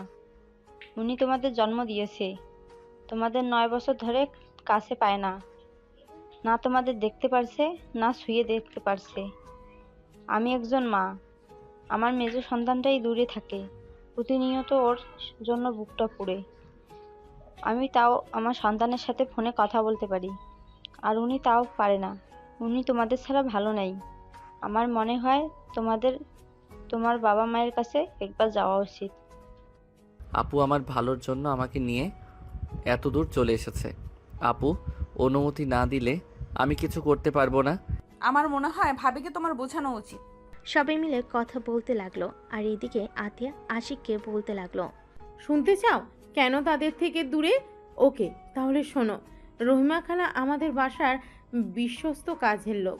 উনি আমাকে আয়ান ভাইয়াকে বড় করেছে। লন্ডনে গেলে ওনার ছোট মেয়েকে নিয়ে যায়, আর ছোট মেয়ে আমার সাথে সব সময় থাকতো। আমি ওকে অনেক ভালোবাসতাম, ছোট বোনের মতো। ভাইয়াও ছোট মেয়েটাকে একা পেয়ে রেপ করেছিল। মেয়েটা সহ্য করতে না পেরে মারা যায়। আতিয়ার কথা শুনে আশিক যেন থমকে গেল, চোখ কপালে উঠে পড়ল।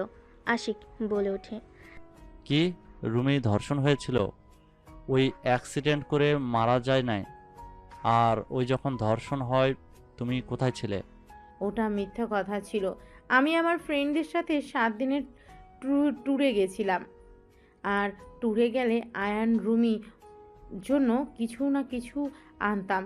সেই দিন ওর জন্য গিফট নিয়ে আসলে ওকে খুঁজলে কেউ কিছু বলে না, সবাই চুপচাপ হয়ে থাকে। আয়ান ছোট মানুষ দৌড়ে এসে আমাকে জড়িয়ে ধরে বলে, আপু, রুমি আপুকে তো ভাইয়া আকাশে তাড়া করে দিয়েছে। কাউকে বলো না আমি তোমাকে আসতে বললাম। বললে ভাইয়াকে পুলিশ ধরে নিয়ে যাবে। কথাগুলো শুনে আমার হাত পা ঠান্ডা হয়ে যাচ্ছিল। আমি চিৎকার করলে পরে জানতে পারি সব কিছু। আর আব্বু আম্মু সব জানার পর চুপ করেছিল। আব্বু সব কাজের লোককে টাকা দিয়ে মুখ বন্ধ করে রেখেছিল। রইমা খালা পাগল হয়ে গেছিল প্রায়। ওনাকে নিয়ে আমি থানায় যেতে চাইলে উনি আমার সাথে থানায় যায় না। টাকা দিয়ে রুমির মৃতটা অ্যাক্সিডেন্ট বলে চালিয়ে দেয়। আতিয়া কান্না করতে লাগলো, আশিকের দিকে তাকিয়ে বলে, তাহলে বলো ওই ফ্যামিলিতে কিভাবে থাকবো? ছেলে এত বড় অন্যায় করলো, অথচ বাবা মা কিছু বলে নাই, চুপ করে থাকছে। আর আমাকে মুখ বন্ধ রাখতে বলছে। আমাকে রুমে বন্দি করে রেখেছিল। আম্মু পর্যন্ত আমাকে হুমকি দেয়, সেখানে বলবে ওদের পরিচয় সবাইকে জানাই। আজও কেউ জানে না যে রুমির মৃত্যু সত্যিটা। এইটা আমাকে তিলে তিলে কুড়ে খাচ্ছে। আমার নিজের ভাই হলে কি হবে? ওর শাস্তি পাওয়া উচিত ছিল। আর খালা আজ টাকার কাছে বিক্রি হয়ে গেছে। যা দেখতে পারছো সব আমার বাবার টাকায় করছে। তার বাকি সন্তানদের কথা ভেবে রুমির সাথে অন্যায় ভুলে গেছে। আমার সাথে শুধু থাকতো, তাতে আমি রুমিকে ভুলতে পারি নাই। আর উনি মা হয়ে টাকার কাছে বিক্রি হয়ে গেল। আতিয়া কান্না করতে লাগলো। আশিক আতিয়াকে জড়িয়ে ধরল বুকের সাথে। আশিক আতিয়ার মাথায় চুমু দিল। আতিয়া বলতে লাগলো, ভাইয়া অনেক মেয়েদের জীবন নষ্ট করেছে। আমার তাতে ওকে দেখতে ইচ্ছে হতো না। লাস্টে রুমির সাথে যা করেছে সেইটা মেনে নিতে পারি নাই। আর বাবা মাকে তার হয়ে কথা বলতে দেখে পরে আর উপায় না পেয়ে আয়ানকে নিয়ে আমি পালিয়ে দেশে চলে আসি। আমি চাই না আয়ানও ভাইয়ার মতো হয়ে যাক। এখন বলো আমি কি খুব অন্যায় করেছি? যারা অন্যায়কে অন্যায় মনে করে না, আমার ঘৃণা হয় ওনাদের দেখলে। সেখানে তাদের পরিচয় কেন চলবো বলতে পারো? আই অ্যাম সরি, আমি তোমাকে ভুল বুঝেছি। তোমাকে নিয়ে আমার গর্ব হচ্ছে। আমি ভুল মানুষকে আমার জীবনসঙ্গী হিসেবে বেছে নেই নাই। ওকে আর কাউকে এইসব বলার দরকার নাই। তুমি তোমার মতো থাকো। আতিয়া আশিককে জড়িয়ে ধরে কান্না করতে লাগলো। আশিক আতিয়াকে সান্ত্বনা দিতে লাগলো। আইন রুমে গিয়ে বসে থাকতে লাগলো। নদী আয়নের পাশে এসে বসলো। আইন নদীর দিকে তাকিয়ে আবার নিচের দিকে তাকালো। নদী আয়নকে বলল, আমার মনে হয় তোমার ফ্যামিলির সাথে তোমার থাকা উচিত। ওনার চোখের পানি মিথ্যা ছিল না। তোমাদের হারানো ব্যথা তার চোখের পানিগুলো স্পষ্ট দেখা যাচ্ছিল। সেই তোমাদের আম্মু, সেই কখনোই তোমাদের ক্ষতি চাইবে না। আমারও ইচ্ছে করে আম্মুর কাছে যেতে, কিন্তু আমি আপুকে কষ্ট দিতে পারবো না। ভাবিকে কাছে গিয়ে বোঝাও, দেখো বাবা মা কতদিন বাঁচবে। যদি তাদের সাথে শেষ পর্যন্ত না থাকতেই পারে, তাহলে সন্তান হয়ে জন্ম নিয়ে কি লাভ হইলো? ফ্যামিলির সাথে বাঁচতে শিখতে হয়। সবাই মিলেমিশে থাকার মাঝে আনন্দ আছে। দেখো না আমাদের ফ্যামিলি একসাথে থাকে, কত মজা হয়। এভাবে দূরে দূরে থাকলে কি কোনো মজা আছে বলো? আমি কি করব? আমার মাথায় কিছুই ঢুকছে না। মাথা ব্যথা করছে, ঘুমাবো। আইন উপর হয়ে শুয়ে পড়ল। নদী আয়নের দিকে কিছুক্ষণ তাকিয়ে থেকে ভাবতে লাগলো, তুমি আমাকে ছেড়ে চলে যাবে। ভাগ্যিস তোমার প্রতি ভালোবাসা প্রকাশ করি নাই, করলে আজ আরো বেশি কষ্ট পেতে হইতো। নদীর চোখের কোণায় পানি গড়িয়ে পড়তেই মুছে নিল। সন্ধ্যার দিকে ঘুম ভাঙলে চোখ খুলে দেখে নদী ওর পাশে আদর্শ হয়ে বসে আছে। আইন নদীর কোলে মাথা দিতেই নদী চমকে উঠল। আইন জড়িয়ে ধরে বলল, তুমি কি আমার উপরে ভাইয়ার মতো রাগ করছো? আমি রাগ করলেই কি আর না করলেই কি আয়ান? আমি তো আর তোমার কেউ না। নদী, তুমি আমার স্ত্রী। তুমি কি আমাকে ভালোবাসতে পারবে না? আমি কি তোমার ভালোবাসা পাওয়ার যোগ্য না? তুমি বড়লোক ঘরের ছেলে, আমাদের সাথে তোমার যায় না। তুমি বিয়ে করলে বড়লোক দেখে বিয়ে করবে। তুমি আমার গার্লফ্রেন্ড না, নদী, তুমি আমার বিয়ে করা বউ। বউ গার্লফ্রেন্ডের মধ্যে অনেক পার্থক্য। আমি তোমাকে খুব তাড়াতাড়ি ডিভোর্স দিয়ে দিব। ও সরি, তুমি তো অন্য কাউকে ভালোবাসো। আমাকে ডিভোর্স দিয়ে তার কাছে চলে যাবে নাকি? তোমাকে যখন ওই লোকটা বিয়ে করলো না, তখন তুমি তোমার বয়ফ্রেন্ডকে বিয়ে করতে পারো নাই? কোথায় ছিল তোমার বয়ফ্রেন্ড? দেখো, আমি তোমাকে ছাড়তে পারবো না। মানুষ জীবনে বিয়ে একবার করে, বারবার করার কোনো ইচ্ছে নাই। আমি তোমাকে ভালোবাসি। আমি আর কাউকে বউ হিসেবে মেনে নিতে পারবো না। তুমি আমাকে ভালোবাসো না, এটা আবেগের বশে বলছো। তোমার বাবা মা যদি বলে মেয়ে বড় বেশি, ছেলের বউ হিসেবে মানলাম না, তখন তুমি নিজেই আমার হাত ছেড়ে দিবে। আর এখন আমাকে ভালো লাগছে, ভবিষ্যতে আমাকে তোমার ভালো লাগবে না। নদীর কথা শুনে আয়নের রাগ উঠল। আয়ন কোনো কিছু না বলে উঠে পড়ল। আয়ন ওয়াশরুমে চলে গেল। আয়ন মুখে পানি দিয়ে আয়নের দিকে তাকিয়ে থাকতে আয়ন ভাবতে লাগলো, আমাকে ডিভোর্স দিবা তাই না? আগে তোমাকে বাচ্চার আম্মু বানাই, তারপর দেখবো আমাদের ছেড়ে কিভাবে যাও। আর এই ফালতু কথা বলা বের করব। আয়ন দুষ্ট হাসি দিয়ে ফ্রেশ হয়ে বের হইল। নদীর দিকে তাকাতে নদী উঠে চলে গেল। আয়ন নদীর পিছন পিছন যেতে লাগলো। আয়নের পকেটে বাদাম থাকাতে আয়ন একটা বাদাম নিয়ে সোজা নদীর কোমরের দিকে ছুঁড়ে মারল। নদীর ভুরু কুচকে পিছনে তাকালে আয়ন শীষ বাজাতে বাজাতে অন্যদিকে তাকিয়ে নিচে নেমে যেতে লাগলো। নদী বলে উঠল, ফাজিল কোথাকার, বেয়াদব ছেলে একটা। নদীর কথা শুনে সবাই নদীর দিকে তাকালো। আয়ন নদীর দিকে তাকিয়ে বলে, এক্সকিউজ মি, আমাকে কিছু বলছেন? থাপ্পড় মেরে দাঁত ফেলে দিব। আন্টি, এটা কি ধরনের বেয়াদব বলেন তো? স্বামীর দাঁত ফেলে দিলে সবাই ওনাকে বলবে না? দাঁত ছাড়া স্বামী, মান সম্মান কার যাবে বলেন তো? আয়নের কথা শুনে আতিয়া বাদে সবাই হেসে দিল। নদী রেগে বলে উঠল, জাস্ট শাট আপ আয়ান। ঢং। আয়ন কথাটা বলে নিচে নামলো। নদী নিচে নেমে সোফায় বসলে আতিয়া বলে ওঠে, নদী, মন থেকে একটা কথা বলবে? কি কথা ভাবি? তুমি কি সত্যি আয়নের সাথে থাকতে চাও না? দেখো, মন থেকে বলো। যদি না থাকতে চাও তাহলে আমাদের বলো। আতিয়ার কথা শুনে নদী চুপ করে থাকলো। আয়ন বলে ওঠে, আপু, ওনার কথা রাখো। আমি ওনাকে ডিভোর্স দিব না। উনি আমাকে মেনে নিক বা না নিক, উনি আমার স্ত্রী নামে থাকবে। আমি বেঁচে থাকতে ওনাকে অন্য কারো হতে দিব না। Just shut up. কেউ থাকতে না চাইলে তাকে জোর করে রাখা যায় না আয়ান। যে চলে যেতে চায় তাকে চলে যেতে দিতে হয়, না হলে সেই তীরে তীরে কষ্ট পেতে পেতে মারা যাবে। আপু, আমি ওনাকে ছাড়া কাউকে আমার লাইফে চাই না। উনি আমার স্ত্রী, উনি থাকবে সারা জীবন। বলো। আয়নের কথা শুনে নদী অবাক হয়ে তাকালো। তুলি বলে উঠল, আয়ান তোমাকে সবার সামনে চাচ্ছে, আর তুমি এত ভাব কেন নাও আপু? এসব আবেগ, আবেগ চলে গেলে তখন আর আমাকে ভালো লাগবে না। বারবার এক কথা কেন বলো?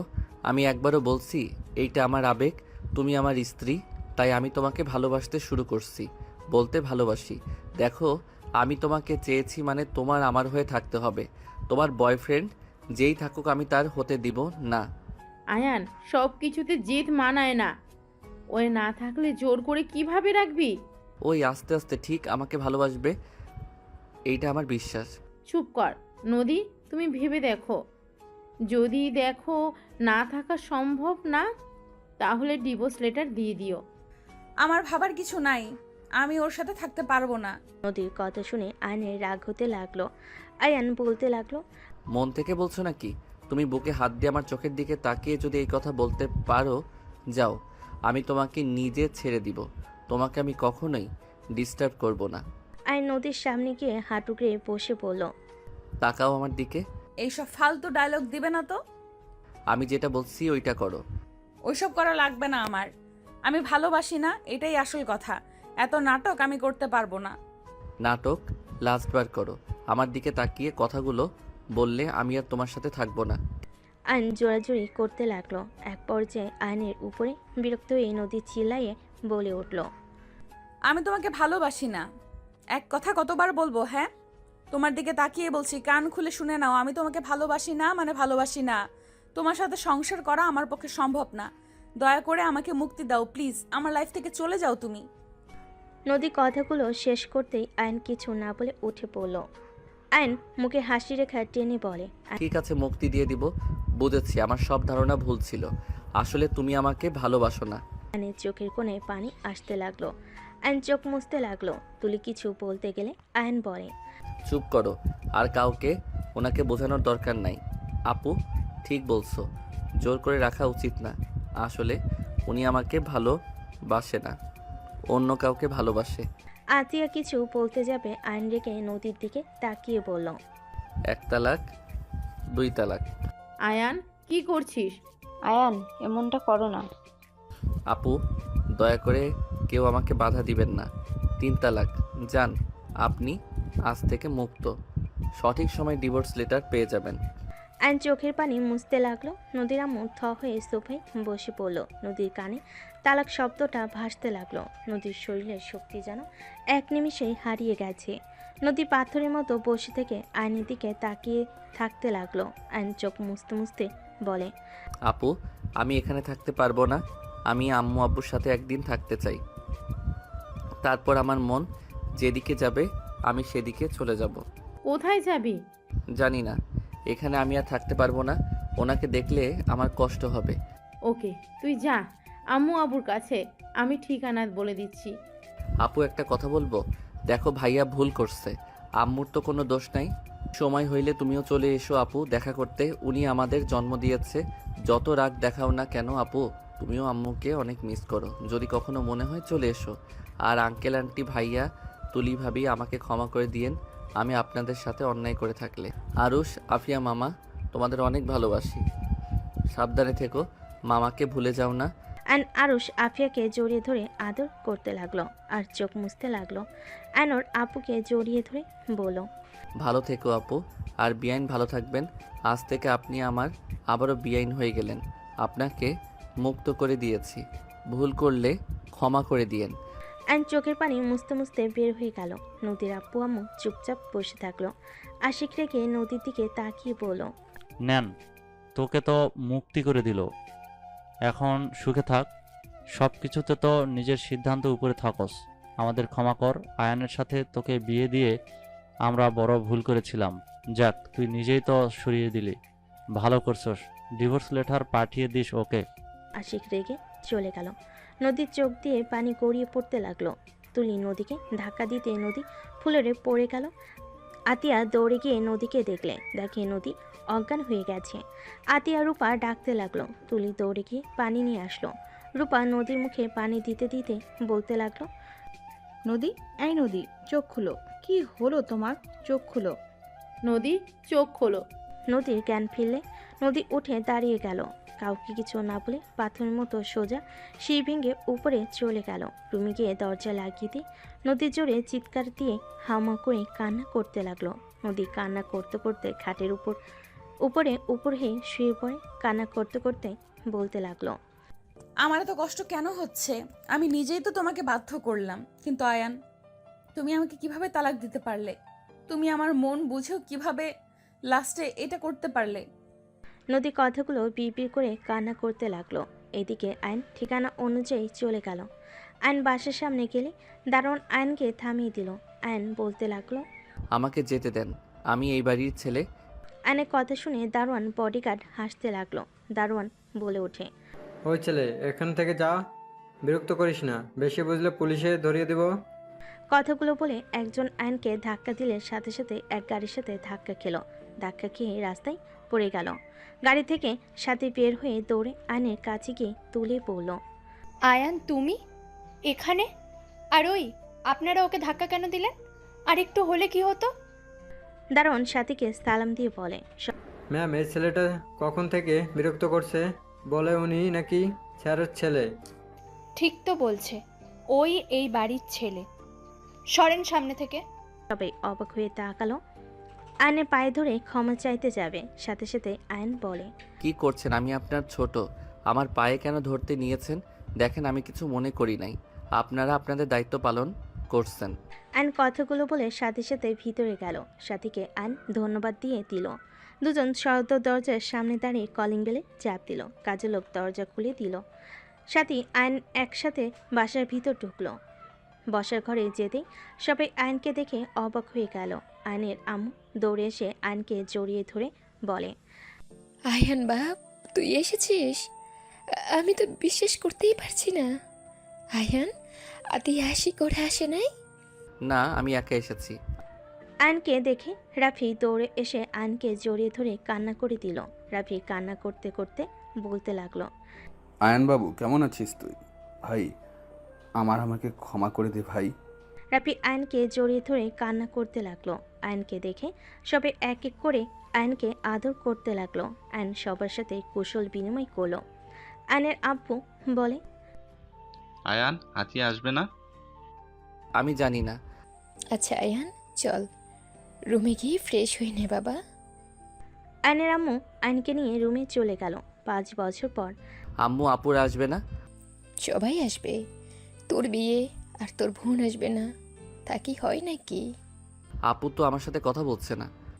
আসবে, চিন্তা করিস না তো, ওই যে এসে গেছে। আয়ন সদর দরজার দিকে তাকালে আরুষ আফিয়া দৌড়ে এসে আয়নকে জড়িয়ে ধরলো। আয়ন ওদের আদর করতে লাগলো। আতিয়ার দিকে তাকাতেই নদীকে দেখতে পেয়ে আয়নের বুকটা কেঁপে উঠল। আয়নের আব্বু আম্মু ভাবি সবাই নদীর ফ্যামিলির সাথে কথা বলতে লাগলো। আয়ন আতিয়ার কাছে এগিয়ে গেলে আতিয়া কিছু না বলে হাঁটা দিল। আয়ন বলে ওঠে, আপু, আমি কি করছি? কেন আমার সাথে এমন করছো? 3 বছর ধরে আমার সাথে ঠিকভাবে কথা বলছো না। ওই আপু, কি হয়েছে তোমার? দয়া করে আমার কানের কাছে ভ্যান ভ্যান করবেন না। আপনার বিয়ে, তাই সবাই মিলে খেতে এসেছি, আপনার ভ্যান ভ্যান শুনতে আসি নাই। আতিয়া কথাটা বলে চলে গেল। আর নদীর আব্বু আম্মু তুলি আশিকের সাথে কুশল বিনিময় করলো। নদীর দিকে তাকাতেই নদী মিষ্টি করে হেসে বলে, অভিনন্দন বিআই। ধন্যবাদ। কেমন আছেন? জি আলহামদুলিল্লাহ, অনেক ভালো। ভিতরে আসেন। আয়ন সবাইকে ভিতরে আসতে বলল। আয়নের আম্মু বলে, আয়ান, মামুনিদেরকে রুমে নিয়ে যা। ঠিক আছে আম্মু। আয়ন নদী তুলির লাগেজ নিয়ে হাঁটতে লাগলো। দুজন আয়নের পিছন পিছন যেতে লাগলো। তুলি বলে ওঠে, আয়ান, তোমাদের বাসাটা তো বিশাল বড়, এত বড় বাসায় থাকতে ভয় লাগে না? একটু তো ভয় লাগতো, এখন বিয়ে করতে যাচ্ছি, বউ পাশে থাকলে ভয় আসার প্রশ্ন ওঠে না। ও আচ্ছা। হুম। নদী তুলি আয়নের পিছন পিছন যেতে লাগলো। আয়ন ওদের রুম দেখিয়ে দিয়ে রুম থেকে বের হয়ে গেল। আয়নের বুকের ভিতর ঝড় উঠতে লাগলো। আর নিজেকে সামলিয়ে নিয়ে ওর কাজিনদের সাথে আড্ডা দিতে চলে গেল। সন্ধ্যের দিকে আয়ন রুমে একা বসে আছে। এক দৃষ্টিতে ফ্লোরের দিকে তাকিয়ে আছে। আয়নের আম্মু ডাক দিলে আয়ন ভাবনার জগৎ থেকে বের হয়ে নিচে চলে গেল। আতিয়া না তাকিয়ে অন্যদিকে তাকালো। আয়ন ওর আম্মুর দিকে তাকিয়ে বলল, কিছু বলবে? সারাদিন রুমে কি করিস? হ্যাঁ, এতগুলা বিআই থাকতে সবাইকে নিয়ে একটু ঘুরে আসতে পারিস না? ওই খচ্চর চারটা তোদের কাজ কি ছিল? আয়নের কথা শুনে ওর এক কাজিন বলে, ভাইয়া আমার দোষ নাই, ওনারা তোমার কথা বলে, সবাই একসাথে যাবে। আম্মু, আমি একটু সাথীদের বাসায় যাব। বাবা, আয়ান, বউকে কি চোখে হারাচ্ছ নাকি? তুলির কথা শুনে নদী আতিয়া বাদে সবাই হাসতে লাগলো। আয়ন মুখে হাসি রেখা টেনে বলে, হুম। ওকে, যাও যাও, আগামীকাল তো গায়ে হলুদ, তারপর বিয়ে। এখনও তাকে পেতে হইলে 2 দিন অপেক্ষা করতে হবে। রাফি আয়নের দিকে তাকিয়ে বলে, আয়ান তুই ঠিক আছিস? কোনো কিছু নিয়ে চিন্তায় আছিস নাকি? দেখ, তোর যদি ওই বিয়েতে মত না থাকে সোজা বলে দে, আমি ওদের বুঝিয়ে নেব। তোর উপরে প্রেশার দিতে চাই না। রাফির কথা শুনে আতিয়া বলে ওঠে, আপনি আবার অন্যের কথাও ভাবেন? রাফি আতিয়ার কথা শুনে চুপ হয়ে গেল। আর কিছু না বলে আরুষ আপিয়ার সাথে খেলা করতে লাগলো। আইন কিছু না বলে যেই ঘুরতে যাবে, পিছনে সাথে সাথে রাকিবকে দেখে আইন খুশিতে জড়িয়ে ধরল। দোস্ত, তুই এসেছিস? তোর বিয়ে আমি আসবো না তা তো হয় না, তোর শালিকার সাথে প্রেম তো করা লাগবে নাকি? শালা? তুই শালা হবি, আমি না। ওকে, যেই হোক চল আমার সাথে, আমার ভালো লাগছে না। কোথায় যাব? যেখানে যাওয়ার কথা। আরে এটাই তো ম্যাম। রাকিব আইনকে ছেড়ে দিয়ে নদীর সামনে গিয়ে বলে, আসসালামু আলাইকুম ম্যাম, কেমন আছেন? ওয়ালাইকুম সালাম, ভালো। তুমি কেমন আছো? আলহামদুলিল্লাহ ম্যাম, আপনার সাথে তো আয়নের তেমন একটা কথাই হতো না, সেখানে আর কাউকে দাওয়াত না দিয়ে আপনাকে দিয়েছে। রাকিব, ওইটাই আমার বোন। আশিকের কথা শুনে রাকিব ভ্যাবাচেকা খেয়ে গেল। রাকিব মুখ ফসকে বলে ওঠে, শালা তুই তাহলে ম্যামের প্রেমে হাবুডুবু খাচ্ছিলি? রাকিবের কথা শুনে সবাই অবাক হয়ে গেল। আইন রাকিবের মুখ চেপে ধরে নিয়ে যেতে লাগলো। আইনকে গাড়িতে তুলে আইন ড্রাইভিং করতে লাগলো। আইন সোজা সাথীদের পাশে চলে গেল। আইনকে দেখে সবাই অবাক হয়ে তাকিয়ে আছে। আইনের ভাবি বলে ওঠে, আয়ান, তুমি এখানে? ভিতরে আসো। ভাবি সাথী কোথায়? আয়নের কথা শুনে সবে মিটিমিটি হাসতে লাগলো।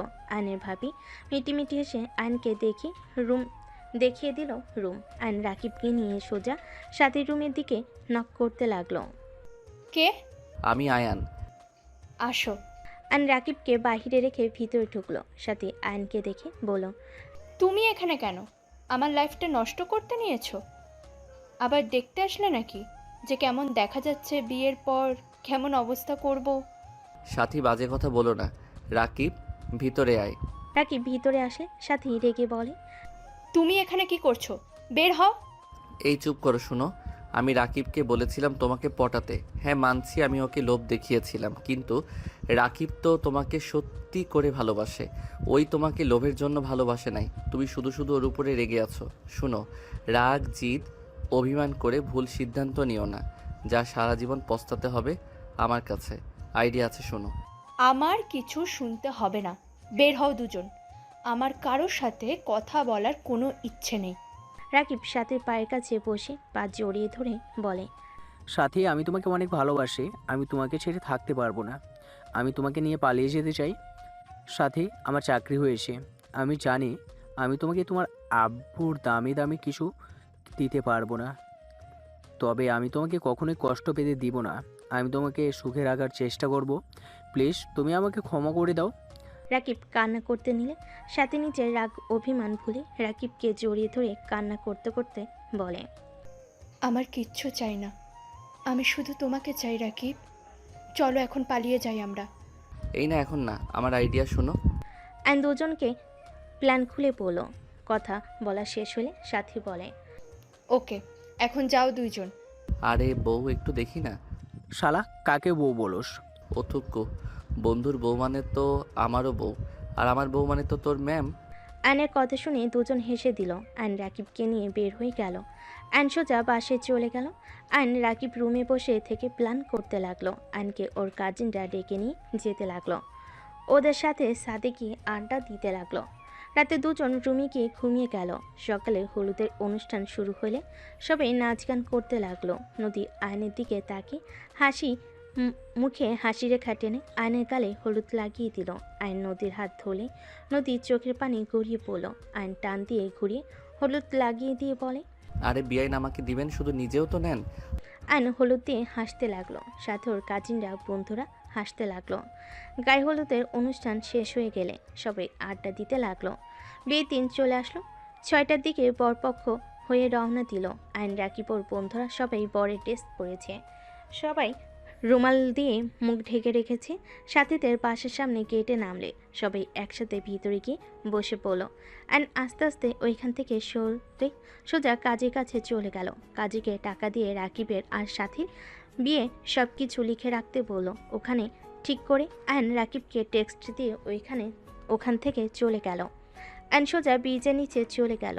অ্যান শেরানি খুলে ফেলে দিল আর আকাশের দিকে তাকিয়ে থেকে ভাবতে লাগলো, আল্লাহ, আমার প্রিয় মানুষটা কেন আমার হয়েও হলো না? সাথীর মতো কেন আমাকে ভালোবাসতে পারলো না? সাথী রাকিবের ধোঁকা জেনেও তো ওকে কবুল করে নিল। আর আমার ভালোবাসার মানুষের কাছে আমি কি অন্যায় করেছিলাম? কেন সে আমাকে বলল ওই আমাকে ভালোবাসে না? আমি কি সত্যি কারো ভালোবাসা পাওয়ার যোগ্য না? অ্যান চোখের পানি ফেলতে লাগলো। অ্যান সারা রাত ব্রিজের নিচে গিয়ে কাটিয়ে দিল। সকালে ভোরের আলো ফুটতেই অ্যান ব্রিজের উপরে উঠে পড়ল। রিক্সা নিয়ে বাসায় চলে গেল।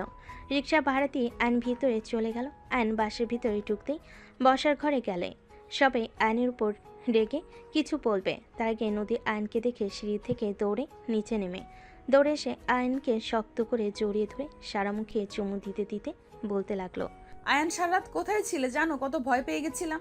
আয়ান, আমি তোমাকে অনেক ভালোবাসি। আমি তোমাকে ছাড়া কাউকে ভালোবাসতে পারবো না। আমি তোমাকে আমার জীবন থেকে বেশি ভালোবাসি।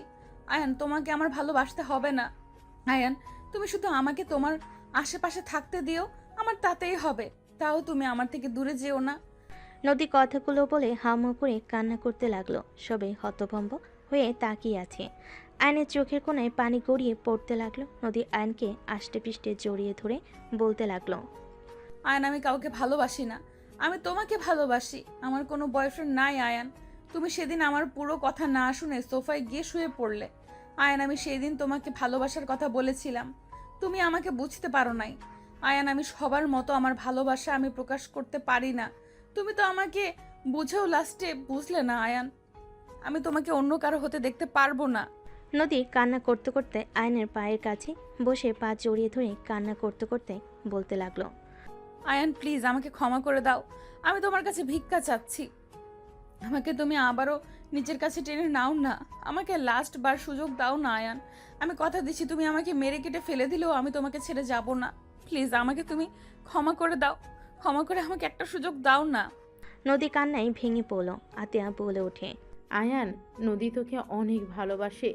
3 বছর ধরে তোকে আমি এইসব বলার চেষ্টা করছি, তুই আমার কথা না শুনে কল কেটে দিতি, নদীর কোনো কথা শুনতে চাইতি না। এইসব হচ্ছেটা কি? নদী তো আয়ানের 1 বছরের বড়, ওর সাথে ওর ভালোবাসা কিভাবে হয়? ফাজলামি নিতেছিস? হ্যাঁ, আয়নের আম্মু আর কিছু বলবে তার আগে আয়ন নদীকে 2 হাত দিয়ে তুলে ধরে চোখের পানি মুছে দিয়ে বুকের সাথে জড়িয়ে ধরে বলে, কি করছো? আমার পায়ে কেন ধরছো? আমি তোমাকে ভালোবাসি আর সারা জীবন আমি তোমাকে ভালোবেসে যাব। তুমি আমার পাশে থাকো বা না থাকো, সেই দিন তুমি আমাকে ওইভাবে না বললে আজ একটা ভালো সম্পর্ক থাকতো। আয়ান কি বল বকছিস?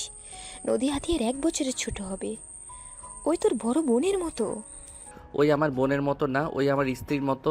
আর আম্মু বারবার বড় বড় করবে না, ভালোবাসে আবার বড় ছোট কোনো ব্যাপার না, একে উপরের মনের মিল থাকাটা মেইন।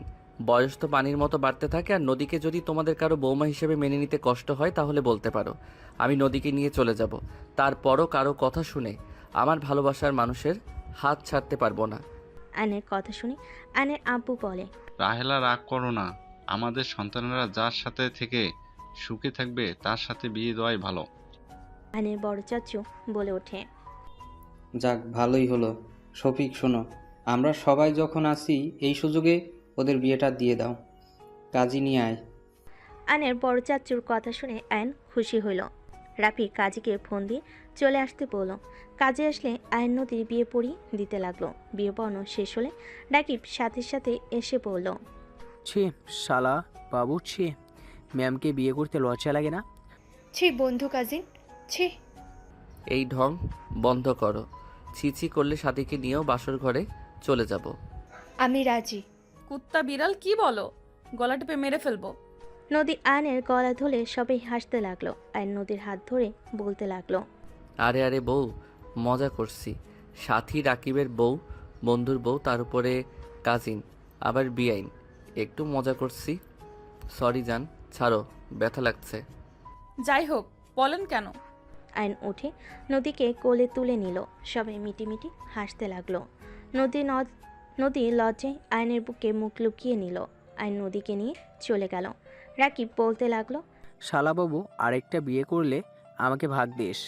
তোর মনে হয় মার খাওয়ার ইচ্ছে জাগছে। সাথী মারতে যাবে। রাকিব কানে হাত দিয়ে উঠবোস করতে লাগলো। আর আয়ান নদীকে খাটের উপরে গেলে দুষ্টু হাসি দিয়ে এগিয়ে যেতে নিলে নদীর দুষ্টু নজরে তাকাতেই আয়ান ফিক করে হেসে বলল, আরে বাহ, বউকে পুরো পুচ্ছি লাগছে। তাই দেখাচ্ছি মজা। নদী কথাগুলো বলে আয়নের শার্ট ধরে টান দিয়ে নিচে ফেলে দিয়ে ঝাঁপিয়ে পড়ল। আয়ন নদীকে নিয়ে সুখের সাগরে চলে গেল। কি ভাই, এত খুশি হওয়ার কিছু নাই, আপনি তো সিঙ্গেল, যান যান, এদের রোমাঞ্চ করতে দেন।